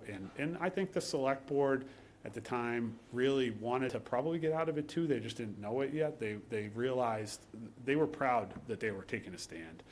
And I believe that some of the finest leadership work I've probably ever done in my career came after that 2 a.m. cold sweat night. I was able to work with our state delegation, with an amazing state delegation that we have, our new state senator, our really strong state reps, and work a relationship with the lieutenant governor to be able to find a way for Middleborough to comply with the zoning without having to adopt it. So basically, we made a case that we expanded the 40R at its margins, that they would consider us grandfathered from prior to 3A, never have to adopt 3A, but give us basically grandfathered status around that 40R that Middleborough had put in place. And it worked, and we settled the lawsuit outside of court with the Commonwealth. We took it to town meeting, changed the margins of the 40R, became in full compliance with MBTA, with the act because of that, without ever adopting it. And about a month later, a judge ruled that it wasn't, in Plymouth County Superior Court, that it wasn't an unfunded mandate, and the other communities that were part of it lost. And that didn't happen in Middleborough. And you know, when I look back on my career, I think that leadership moment of being able to leverage those relationships and realizing we need to find a way through this that not only works and gets us out of this, but makes Middleborough feel proud. And that's what we did, and I'm really proud of it. Follow-up? Anybody? Yeah, if I could, and I won't touch on the ruling from the Plymouth County judge, but without that said, so you kind of talked about, you had your leadership hat on at that moment in time, and it may be one of your greatest accomplishments thus far, but while you have that hat on, Jay, how do you distinguish between urgent and necessary during that time? Yeah, that's a tough one. I mean, that is a challenge every day. trying to figure out what is like the most critical thing on my plate, because everything seems to be coming at me in an avalanche all the time, you know, and so it's just, it's strategizing, it's talking through it with people. That's what it is I can't figure that out on my own, so like, I have to have a conversation with each of the select board members, my assistant, you know, the different people in my life that I trust, and try to figure out how we're gonna triage all of that. You know, it's not easy. Like those days, you know, of course, the days that we were dealing with that, that was like the most critical thing going on in my life, but there was all these other things that would happen at the same time. So it's trying to figure out how to deal with the two at once, the landslide stuff and the other incremental issues that we're dealing with. And through that, it's delegation. You know, it's delegating, it's trusting the people that you work for and work with to be able to delegate so that we can deal with, we can walk and chew gum at the same time. And that's really the only way to get by, in my eyes. Delegation and trust. Thank you, appreciate it. Jeff? Thank you. Thank you, Jay. In keeping with the leadership theme, my opinion is that a leader advances all the team around them, right? So you've got your team here in the town of Harwich. Is there a day-to-day plan for you to look to advance your team for future elevation in their positions or whatever it may be important for them? Yeah, 100%. And I think I think one of the things that would be good for us to do as a group is some strategic planning. And I think that's kind of the vein that comes in, is like organizational strategic planning. You know, knowing what's going to happen when this person leaves so that we're able to look to the future to be able to do that. I think the strongest relationships that I have are people that we promoted into some of these roles because they trust you inherently once you've given them that opportunity. I do think what's important in that, though, Mr. Handler, is that we train them to be able to prepare them for those moments.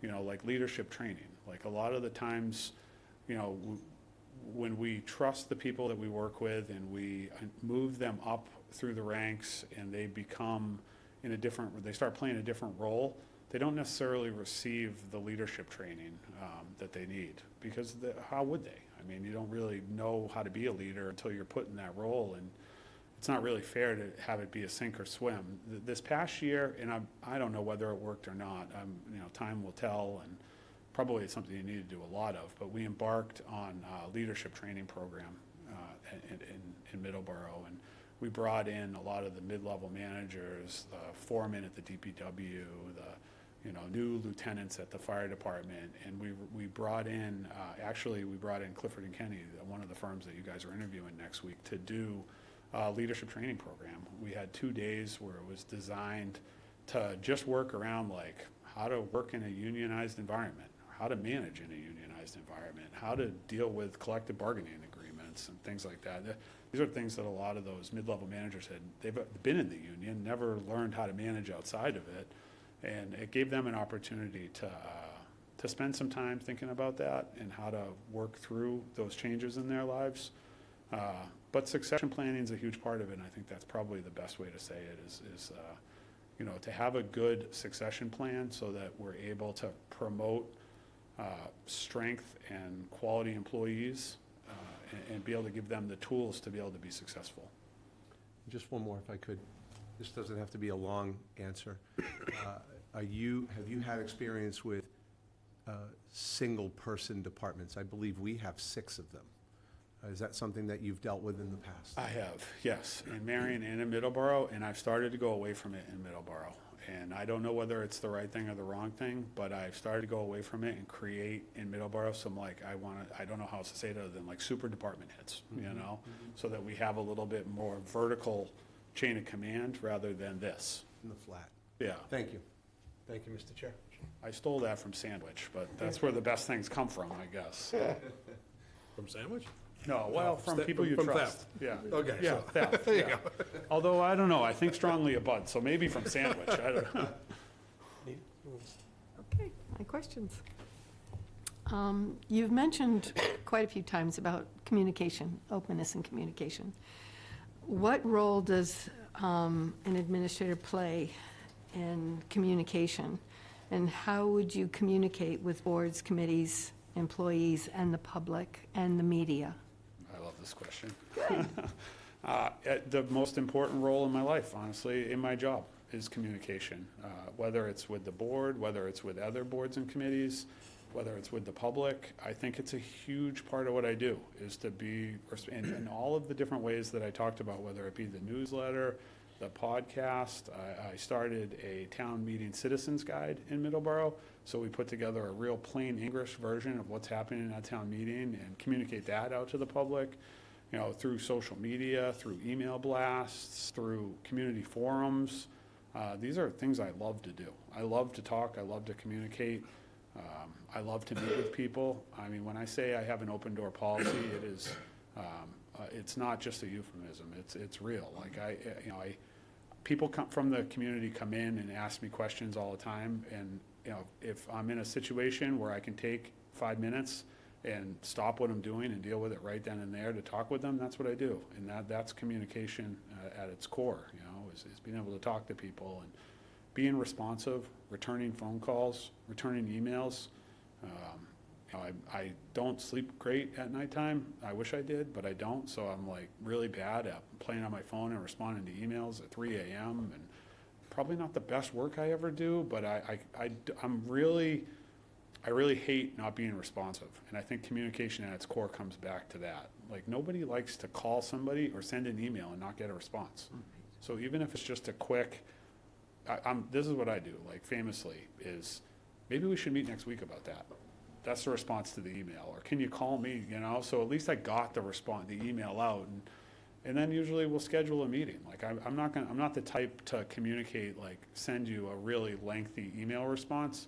My response will be, can we meet at 10 a.m. on Monday about that? You know, so at least you know that I acknowledged it, and we can talk about it in person next week. I think I really focus on that. Responsiveness is, at its core, one of the most important things to me, and I think that ties to communication. All the different ways that I've talked about today is how I communicate with the public, with the board, and with the staff. And I just have the follow-up? This time I'll be quiet. Okay. Anita does. I do. You do? I do, Your own question? for my own question. Okay. What is your comfort level with the media and talking to the press? Really strong. I'm Thank you. very comfortable with the media. I have a great relationship. I have a media, I'm very friendly with the media. I'm honest with them. I'm responsive with them. I think that's important. I think they appreciate that. And right before I came here, one of the media in Middleborough wrote a big story about where I was sitting right here with the link to it. So I'm very cognizant of the fact that people in Middleborough are watching this right now. Thank you. We'll say nice things about them. Thank you. Yeah. Good people. Right, they are good Yeah. people. Yeah. Along the questioning of Anita's inquiry, does it ever come to a point where it's overload, and how do you handle it? Yeah, my wife hates it. Yeah, She probably the uses 3 it. girls, too. Yeah, they're used to it. She hates it. It does become overload, and I'm really bad at shutting it off, and that is my flaw, is I really have a hard time shutting it off. I really have a hard time shutting it off, and I haven't really figured out how to do it yet. I'm still working through that as a human, you know? It does become overwhelming. I don't know how to say it doesn't. I haven't totally figured it out. I haven't had a stroke from it yet, so that's good. Yeah. But I don't know. I really like it too, though. Like, I'm also the type of person in this weird, screwed up world where, like, if you took it away from me, I'd be lost and wouldn't know what to do with myself. So I'm in a really weird place right now because I'm really excited about Harwich. I'm really excited about it. I've learned a lot about it. I've met some people and created some relationships that I'm gonna have for the rest of my life just in the last month in this town. So but I don't work here yet.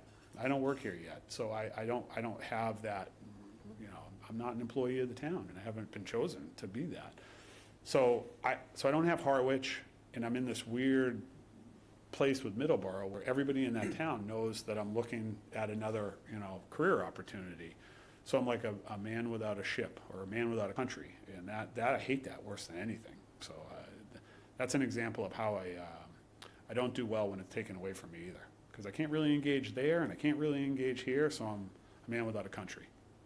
There you well, I'm sure, no predictions here, but I'm sure the folks in Middleborough would love to have you back, so. They do, yeah, they're part of my family, and honestly, if it wasn't for the fact that I'm a Cape Cod human and I want to be on Cape Cod, you know, I probably wouldn't be sitting here, so. Excellent. You can ask your own question. Mike, can I ask my own now? Thanks. All right, Jay, somewhat on a granular level, not so much the 30,000-foot view of things, but can you walk us through your process of building a municipal budget, presenting that budget to the board, and then supporting that budget on town meeting floor? And please, again, use specific examples as you outline each step of your process. Yeah, so it starts, I think, success that I've had with the budget process in Marion and in Middleborough and prior as a department, I mean, I was a department head for 15 years that created a budget as well. You know, I set, most important thing I do, and when I think about this, is I set a timeline early. And I think that Tony's done a great job with that, and I think you guys have seen the value of that.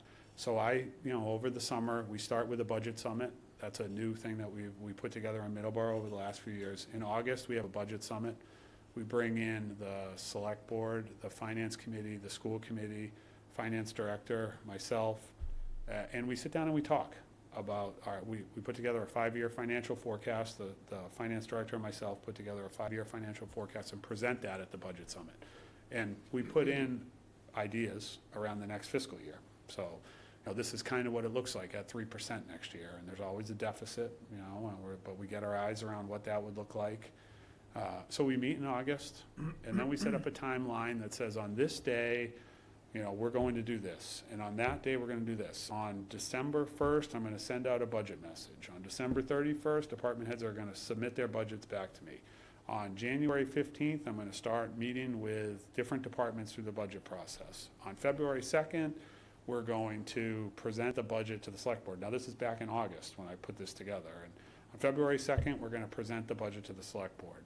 On February 9th, police and fire are going to come meet with the select board. On the following week, the DPW is going to come in, and we lay that all out, ending it at town meeting. And that's the core mission right there. Like, those are the directives we're going to follow, and we never miss any of those deadlines. Like, it's critical that those don't get missed. Everybody's in agreement at that day in August that the finance committee is going to vote the budget this day, the select board is going to vote the budget that day.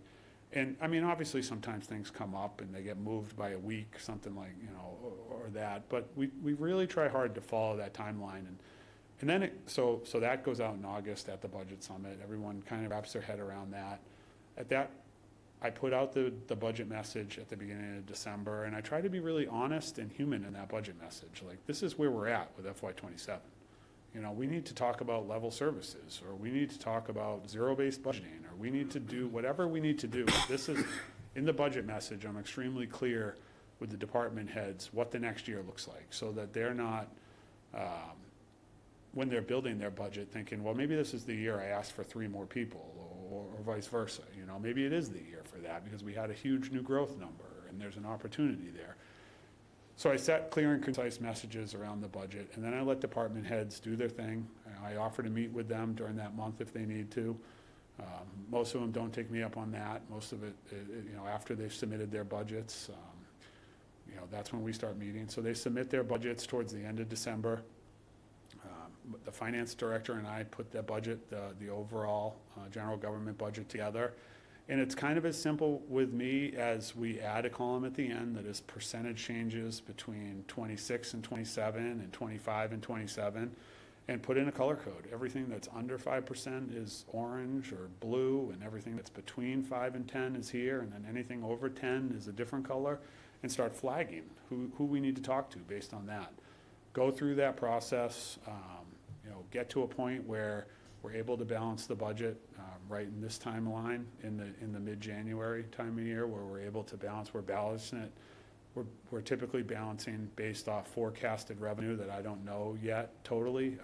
We don't know what state aid is going to look like. We don't know what Chapter 90 is going to look like yet in the January timeline, but we're trying to make assumptions to balance it now so that we can present it to the select board. And then present a balanced budget in early February. Then start meeting with department heads, with the select board. Meanwhile, in January, I put together the budget presentation. This is the way I do it. is I put together a budget book. This was last year's budget book. I put together a bound presentation that I hand each of the select board and finance committee members, so that we're all receiving the same information pretty much at the same time. That's the way the charter works in Middleborough. Every town's different, but that's the way the charter works in Middleborough. Is by charter, I have to give it to the select board and the finance committee on the first Monday in February, so that's what we do.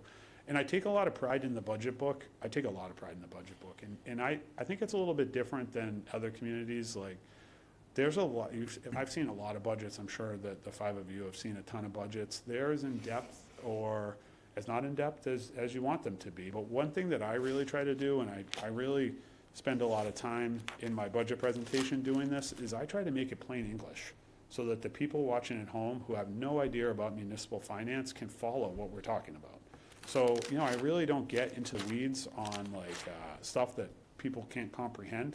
That's in here as well, but we spend a lot of time on just talking about what are the drivers, what are the priorities, and what are we trying to get accomplished, and talk through that.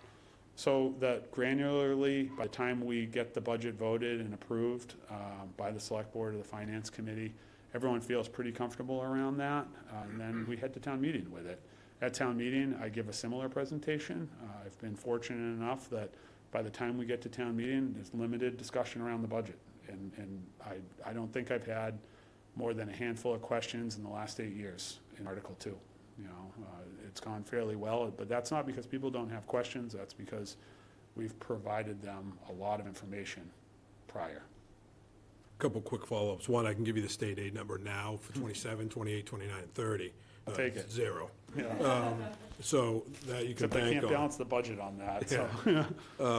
And I appreciate the simple language that you just alluded to in your presentation, because I think it is helpful, not only for the folks at home, but quite honestly, for some of us sitting at the board level as well. So a lot of us are not experts in municipal finance, so we appreciate that. But my real follow-up, and you kind of teed it up already, is your history with zero-based budget and your thought process about it. Yeah, it's a lot of work, zero-based budgeting. We had to do it in Hingham. It was not, Hingham is I worked in Hingham for 15 years.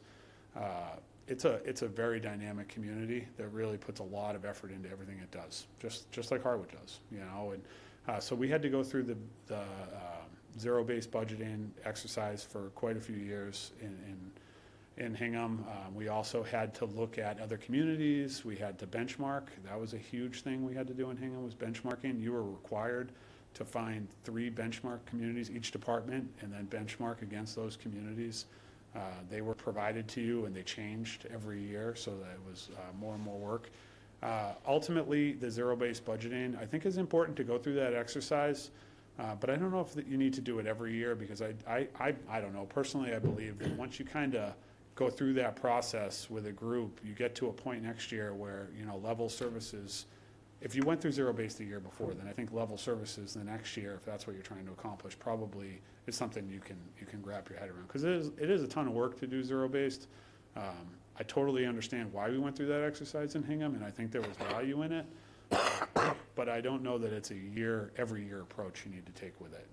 I think maybe once every 5 years to do zero-based, so that you're able to justify every penny from the beginning, and then take directives in between might be a good middle of the round. I don't know. I've never, in Hingham, we didn't do it every year either. We did the benchmarking every year. I think that was really important, to be able to look at like-sized communities that were similar and benchmark against them.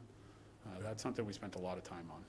And I know Selectman Naylor has a follow-up, but before I relinquish, Mr. Chair, I think I heard that you're relatively new to Munis in Middleborough, correct? Yeah, yep. And so how long have you had Munis? What's your comfort level with it? And again, I'm not an expert. I don't believe any of us are, but clearly our finance director would be the expert.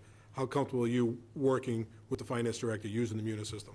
Very comfortable. That's what we had in Hingham, and that's what we had in Marion. Okay. And then when I went to Middleborough, we had a legacy system that was a disaster, that our only audit comment every year was, you need to get rid of this legacy system, or we're gonna write you up every year. So I brought Munis to Middleborough. As far as actually working in it, I have absolutely no comfort whatsoever. They give me Munis read-only, so that I can review it and not touch anything in there. I would be scared to death to touch anything in there. I'm okay with read-only. I prefer that. I have lots of comfort with Munis as far as presenting it and trusting. trusting it and working through it, but I don't pretend to know how to use it on a day-to-day. I know how to use it to get information, not to input information. Perfect. Thank you for that candor. Yeah. There are those who believe that Lucifer was one of the co-authors of Munis. Oh, really? Yeah. Thank you, Mr. Chair. I would just like you to expand on something that you mentioned as you were talking, working through Pete's question. And I'll make it brief. The question I have is you were discussing the flagging of percentages from one budget year to the next. Yeah. And I think your words were, this is who we need to go talk to. What does that conversation look like, if you don't mind me asking? It's pretty straightforward. It's, I can't afford this, how are we gonna handle this, you know? Like, I can't balance the budget at your increase of 12%. Exactly what goes into this, like, let's look at it granularly. What is, like, because of collecting and bargaining agreements that we don't have control over, and what isn't?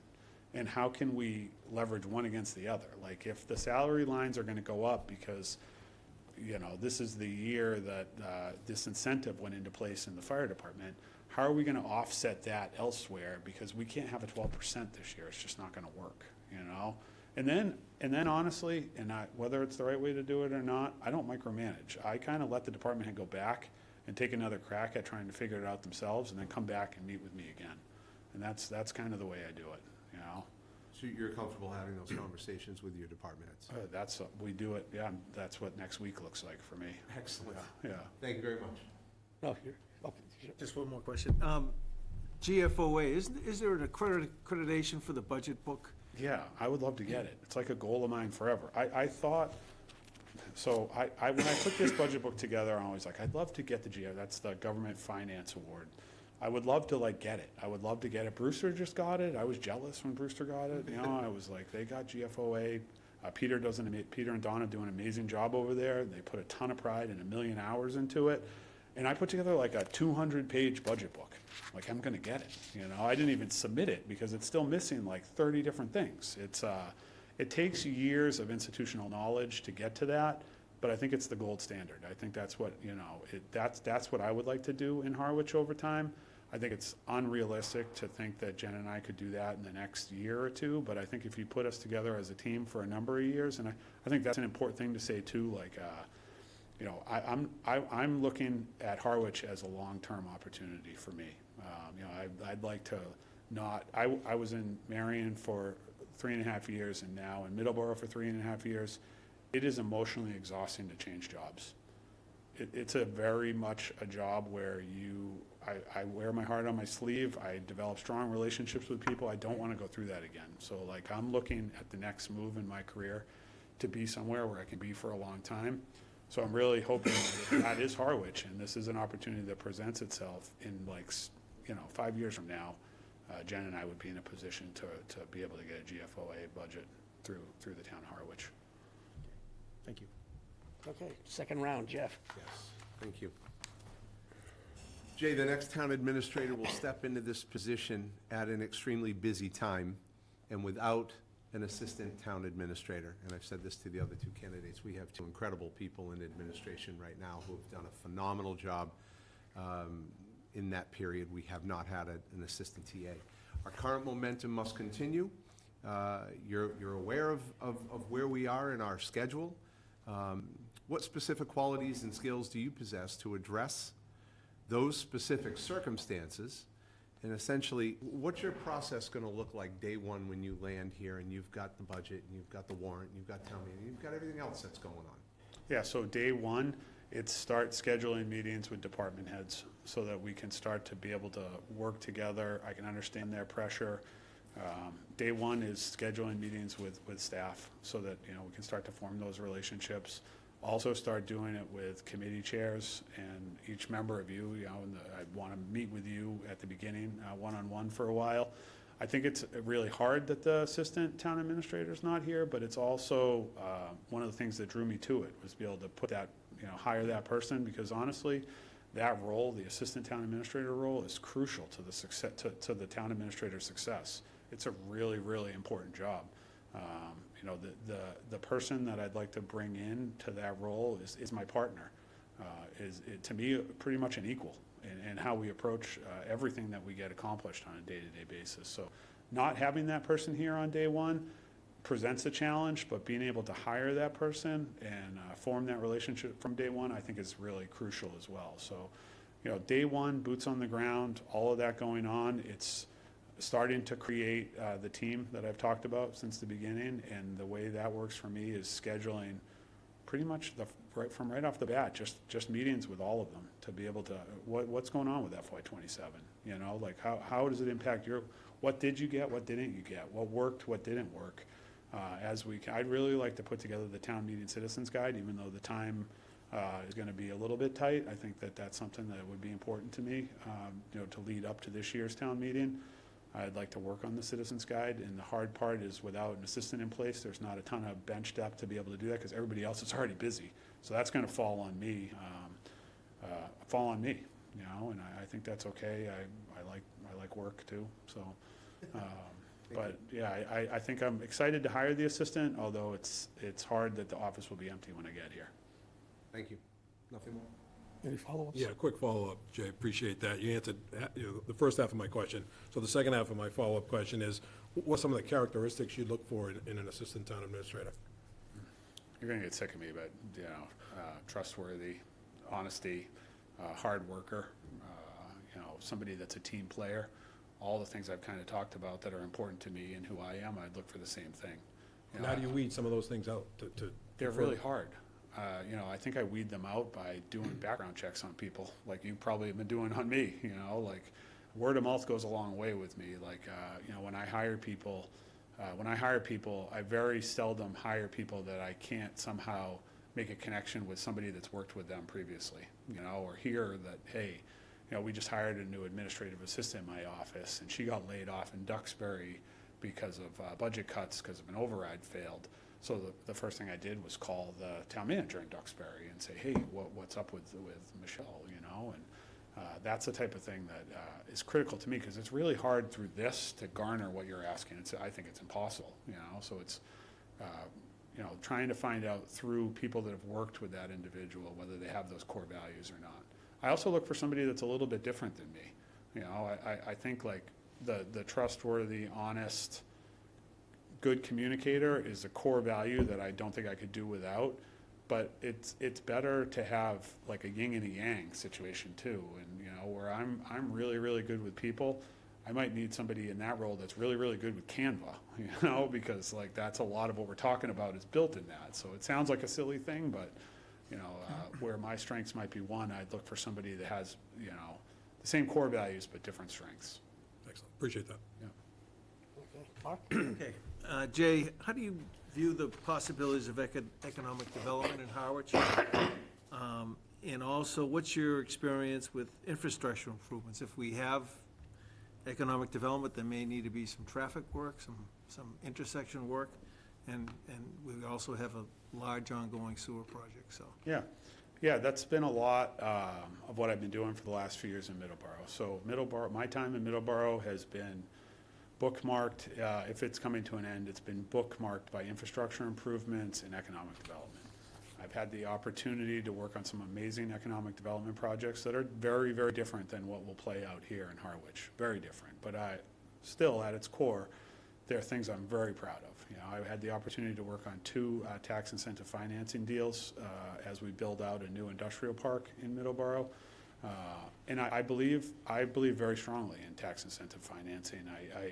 The reason I believe strongly in that is it gives the town a competitive edge to be able to pick companies that they want to work with and be part of their community. And where we have a new industrial park, a 5-lot subdivision industrial park.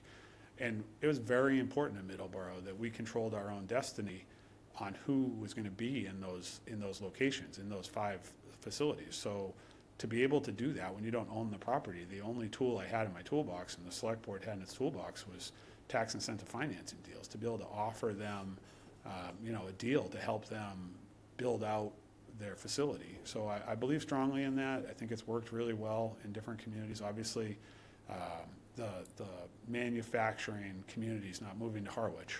You know, that's probably not happening. So I think in Harwich, economic development, similar to the work that I did in Marion, It's trying to find the right businesses in the right locations in town.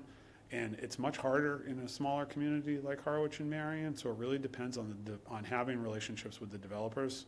I'm a very strong believer in open relationships with developers, whether it's affordable housing developers or whether it's through economic development, a company that wants to move into town. I feel like if they can believe in the select board and the town administrator, they're so much more comfortable coming to town. And it's worked in my life, in a lot of situations. I think if you talked to Rexa or to Indus, the two companies that we moved, that decided to move up and move their corporate headquarters into Middleborough, a lot of their decision-making came into the relationship that they had with myself and the select board chair. Because we spent so much time on those relationships, they were comfortable that we were a company that was open for business, or a town that was open for business. And then as far as infrastructure, it's my favorite part of the job. It presents, we're in the middle right now of a $100 million capital campaign around PFAS in Middleborough. Significant challenges with PFAS in Middleborough, and we've committed to get the water to non-detect. To do that, we have to spend $100 million in treatment plants, and we're engaged. We did it the right way.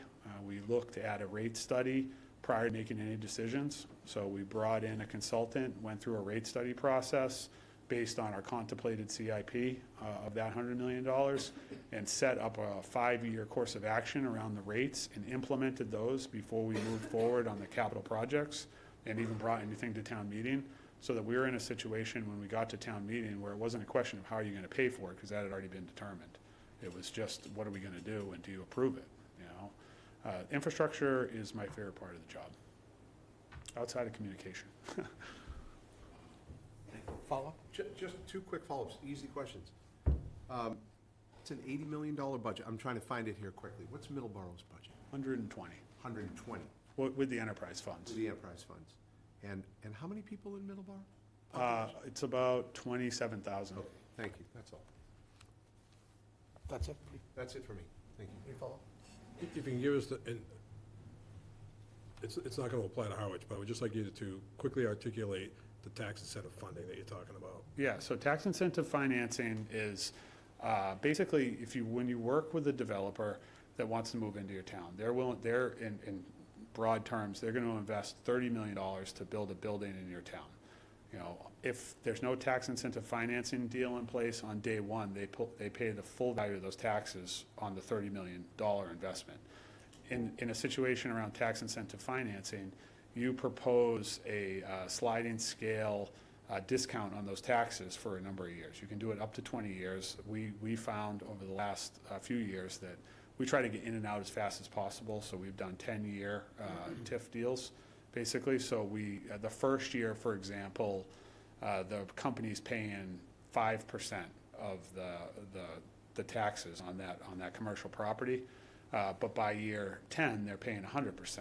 And the reason I believe it's a really good deal for the town, and there's a lot of people that get a lot of anxiety around, I don't get a deal on my taxes, it doesn't make sense, why are you giving this developers? For us, if we don't do the deal, you get zero taxes, because these are new facilities that are constructed.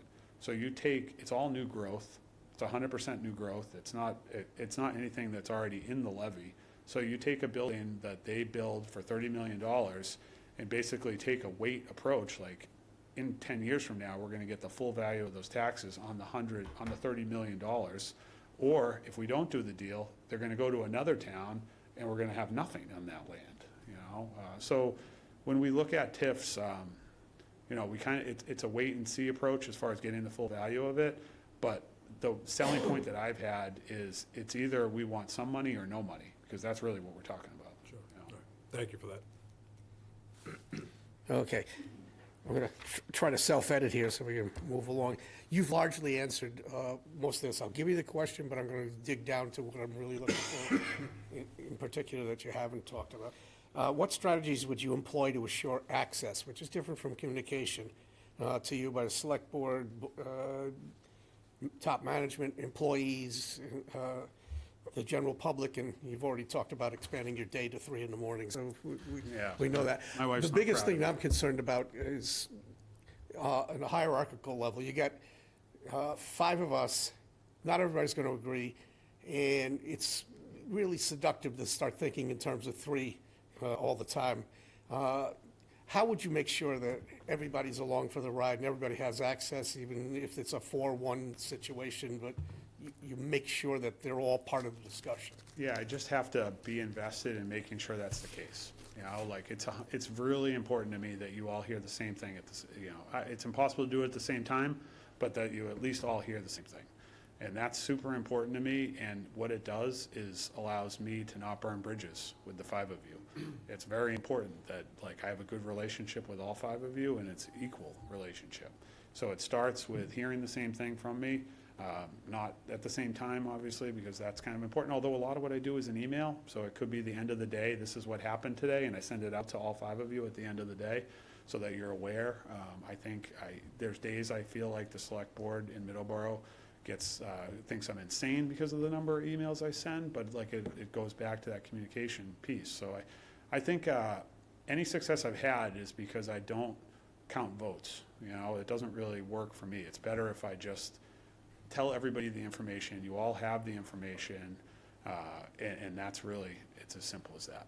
And you set aside time, though, if somebody Yeah, wanted so to I come in. do it differently with different people, like, Mr. Pekarski has a full-time job, so he might not be able to do meetings with me during the week, you know? Mr. Handler has a full-time job, you guys are a little bit more retired, the 3 of you, so you might be able to meet with me more. I like personal one-on-one meetings, but with the guys at the end of the table, that's probably not as possible, you know? So we find different ways to do it. Right now, like, it just took, because it's easier to just tell you how my life is right now. One of my select board members, Monday morning at 8:01, he gets a text from me. Anything you want to catch up on the agenda for tonight? Like clockwork, he gets that text. And because I know he works on a job site and he has time in the morning, he likes to talk.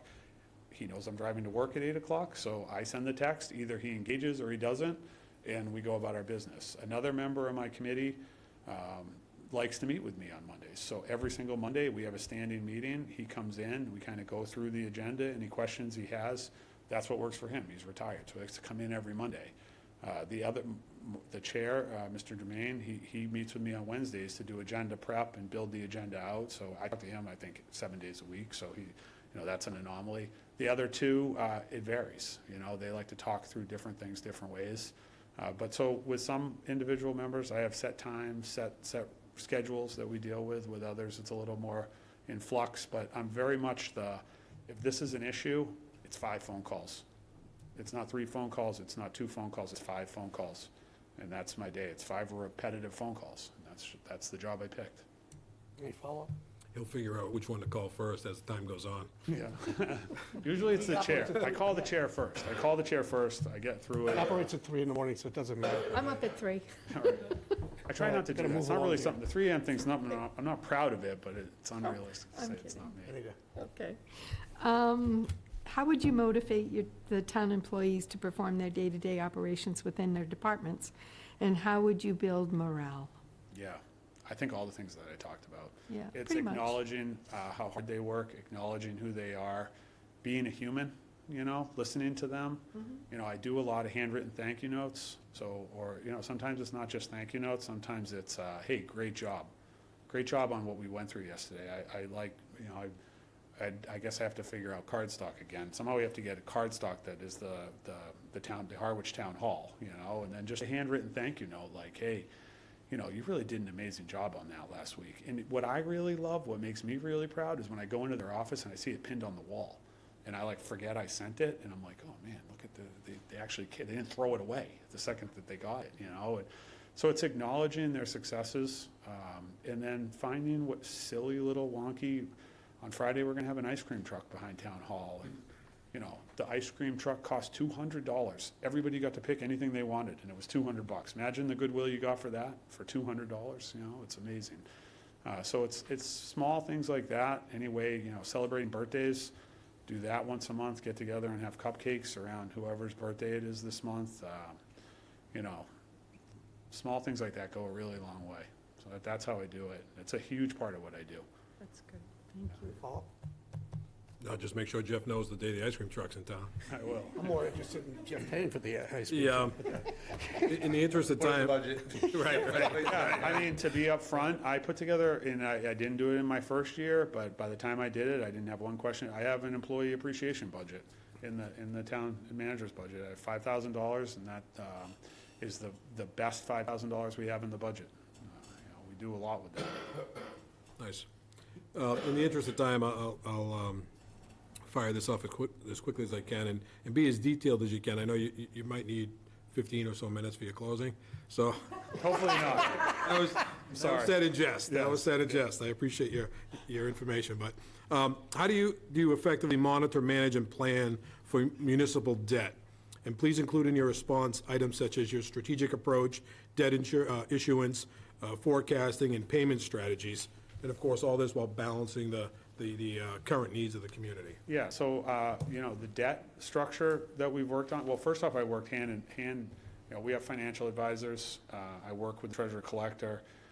To be honest, I probably balance the relationship with my financial advisors as far as our debt structure, probably more than anything, because that's what they do for a living, and I have to trust the professionals that I put in place for that. But the success that we've had around building the debt and rate structure on a lot of the projects and capital work that we've done is, like I mentioned, when we did rate study work prior to implementing a lot of the capital plan. And that's probably the best process that I've gone through in Middleborough, is we knew what we needed to do, and this is all on the enterprise fund side. Obviously, general fund debt's a little bit different, but on the enterprise fund side, we did the rate study prior to implementing the capital plan so that we knew what the effect of that rate would look like. And that we worked with this company, Raftellus. They did an amazing job. I was really, really happy with the work that they did. We put it all on the line, and then we contemplated, not only did we contemplate into that, into the debt piece of it, the debt, or into the rate, the debt, but we also contemplated the buy-in of the infrastructure as well, so that when we do sewer tie-ins and water tie-ins, those people are paying for some of the previous debt as well through a buy-in fee. So that was a new approach that we took in Middleborough that seems to have really well. But I leverage the relationships with our financial advisors, and I rely on our treasurer collector to help me a lot with that too. Excellent. Appreciate it. Tried to be quick. Just a quick follow-up. So building off of Pete's question regarding how you strategize for debt, what methods would you use to forecast municipal revenue? Conservative. Ends with that. Talk to me about free cash. Yeah, so free cash, I believe, when I started in Middleborough, we had $8 million in free cash, and I moved almost all of it into stabilization. That's where I believe it belongs. I think we put together a free cash policy so that as free cash gets set every year, it's kind of already set what's going to happen to it. Like 20% of it's going to go into stabilization. This amount of it, this percentage of it's going to be used for capital projects. This amount of it's going to be left as is, and that's really it. And so, we're going to put money in stabilization. We're going to use some of it for capital, and then we're going to leave the rest of it to be able to roll to next year, and kind of set those percentages up in advance so that there's no surprises, whether the number is $2 million or $6 million. This is what we're going to do with it. I'm a strong believer in having it in stabilization instead of free cash. It's a 2/3 vote at town meeting. It becomes our true rainy day money. We could use it if we need to, but the way I kind of say is, we're never going to. Let's leave it there and never touch it, And I think that's a safer place for it. Did you feel that Mr. Chair, one more if I could, thank you. Did you feel the $8 million is right about your sweet spot with a $130 million budget? No, since then, it's probably been more 3 or 4 annually. But the percentages don't change. Percentages You set don't the change. percentages every year as you. Correct. I see. Whether it's 3 or 4 million or 8 million, the percentages are the same.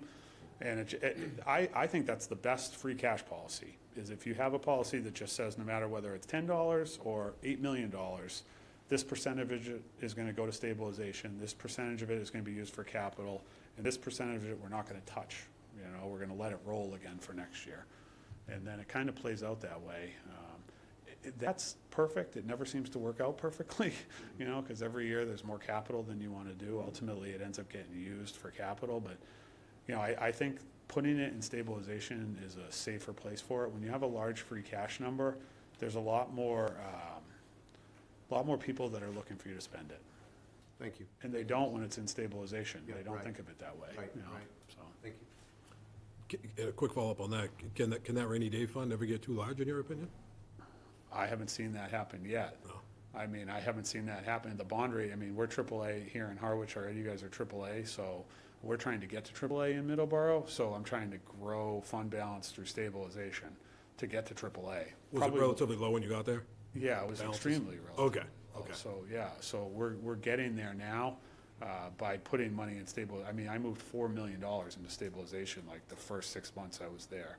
So that helped a lot. We didn't spend it, we just moved it. I mean, the free cash number plummeted the next year because we moved it all there, but fund balance grew, you know, so. Yeah, it seems to work well. I haven't got to a place where there's too much money in stabilization, either in Marion or in Middleborough. I guess it could happen, and, you know, I think in that case, probably what I would do is, and I thought about this, I was actually talking to Bud about it, the Sandwich Town manager, is, you know, I think rather than generate free cash, you know, look to generate levy capacity here. You know, with some of the projects that, if Witchmere ends up happening, God, who knows if it will, but if Witchmere ends up happening, maybe rather, the year that new growth number hits, you know, rather than have that turn into free cash, build levy capacity and be able to utilize that in the future, so you could do some work around capital, and rather than having to borrow, well, you'd borrow anyway, but rather than having to pay the debt through an override, do it through levy capacity. But that was Bud's idea, another Sandwich idea, so. Yes, it is sandwich. Yeah. Okay. And finally, you can either answer a question that we haven't asked that you want to ask yourself, or you can just make your final pitch. No, I'll just make I think I was too long-winded, so I'll make my final pitch. You weren't. I was Yeah, I so was busting you Yeah, today. no, that's all right. Right. No, I like to talk. And I've been thinking about this for a month and a half, so, you know, it's, so I just, closing statement, very simply, you know, I haven't applied for other jobs. There's no other town I'm looking at, there's no other job I want. I'm here because I'm interested in Harwich. You know, ultimately, I'm here because people that I trust, people that trust me, believe this is the best fit for me, and that I'm the best candidate for this job, and I believe them. And it took me a while to get there, to be honest. I wasn't there at first. I wasn't sure it was the right time in my life to move, to change jobs, but they wouldn't go away. And, you know, I have really strong relationships with some of the area managers, you know, whether it's Peter and Donna in Brewster, or Bud in Sandwich, or Liz and Dennis. These are my close friends. You know, I have a team in place already that will make my life a lot easier on day one in Harwich. You know, I'm part of the culture of Cape Cod. In the last 2 months, I've already, as I mentioned, developed strong relationships with people in this room right now that I believe, whether I get the job or not, I'll be friends with for the rest of my life. And I'm lucky to be in that situation, and I'm very excited about this opportunity. I'm happy to be here today. I really enjoyed it. It's funny, I said this this morning, but, you know, it's a weird process because I've done so much research. I've talked to so many different people, but I hadn't talked to the 5 of you, the key 5 people that would be part of my life, and that's weird. Like, you'd think day one I would have called the 5 of you and talked to you about the opportunity. That's not the way the process plays out. So today was like a linchpin thing for me. It was what I needed. I'm excited about the opportunity, and I'm all in. Okay, for our part, so you know where we are, and we already have it on the agenda on Monday that we are going to discuss this, and I suspect we will come to a conclusion on Monday night with that, so that you can expect that. That's great. And I appreciate you being here and appreciate Rick's abilities to put this all together. Stay tuned for Monday. That's great. Thank you Take a very much. motion to adjourn. Thanks, Jay, appreciate it. Motion to adjourn. Second. Okay, all in favor? Aye. We're adjourned.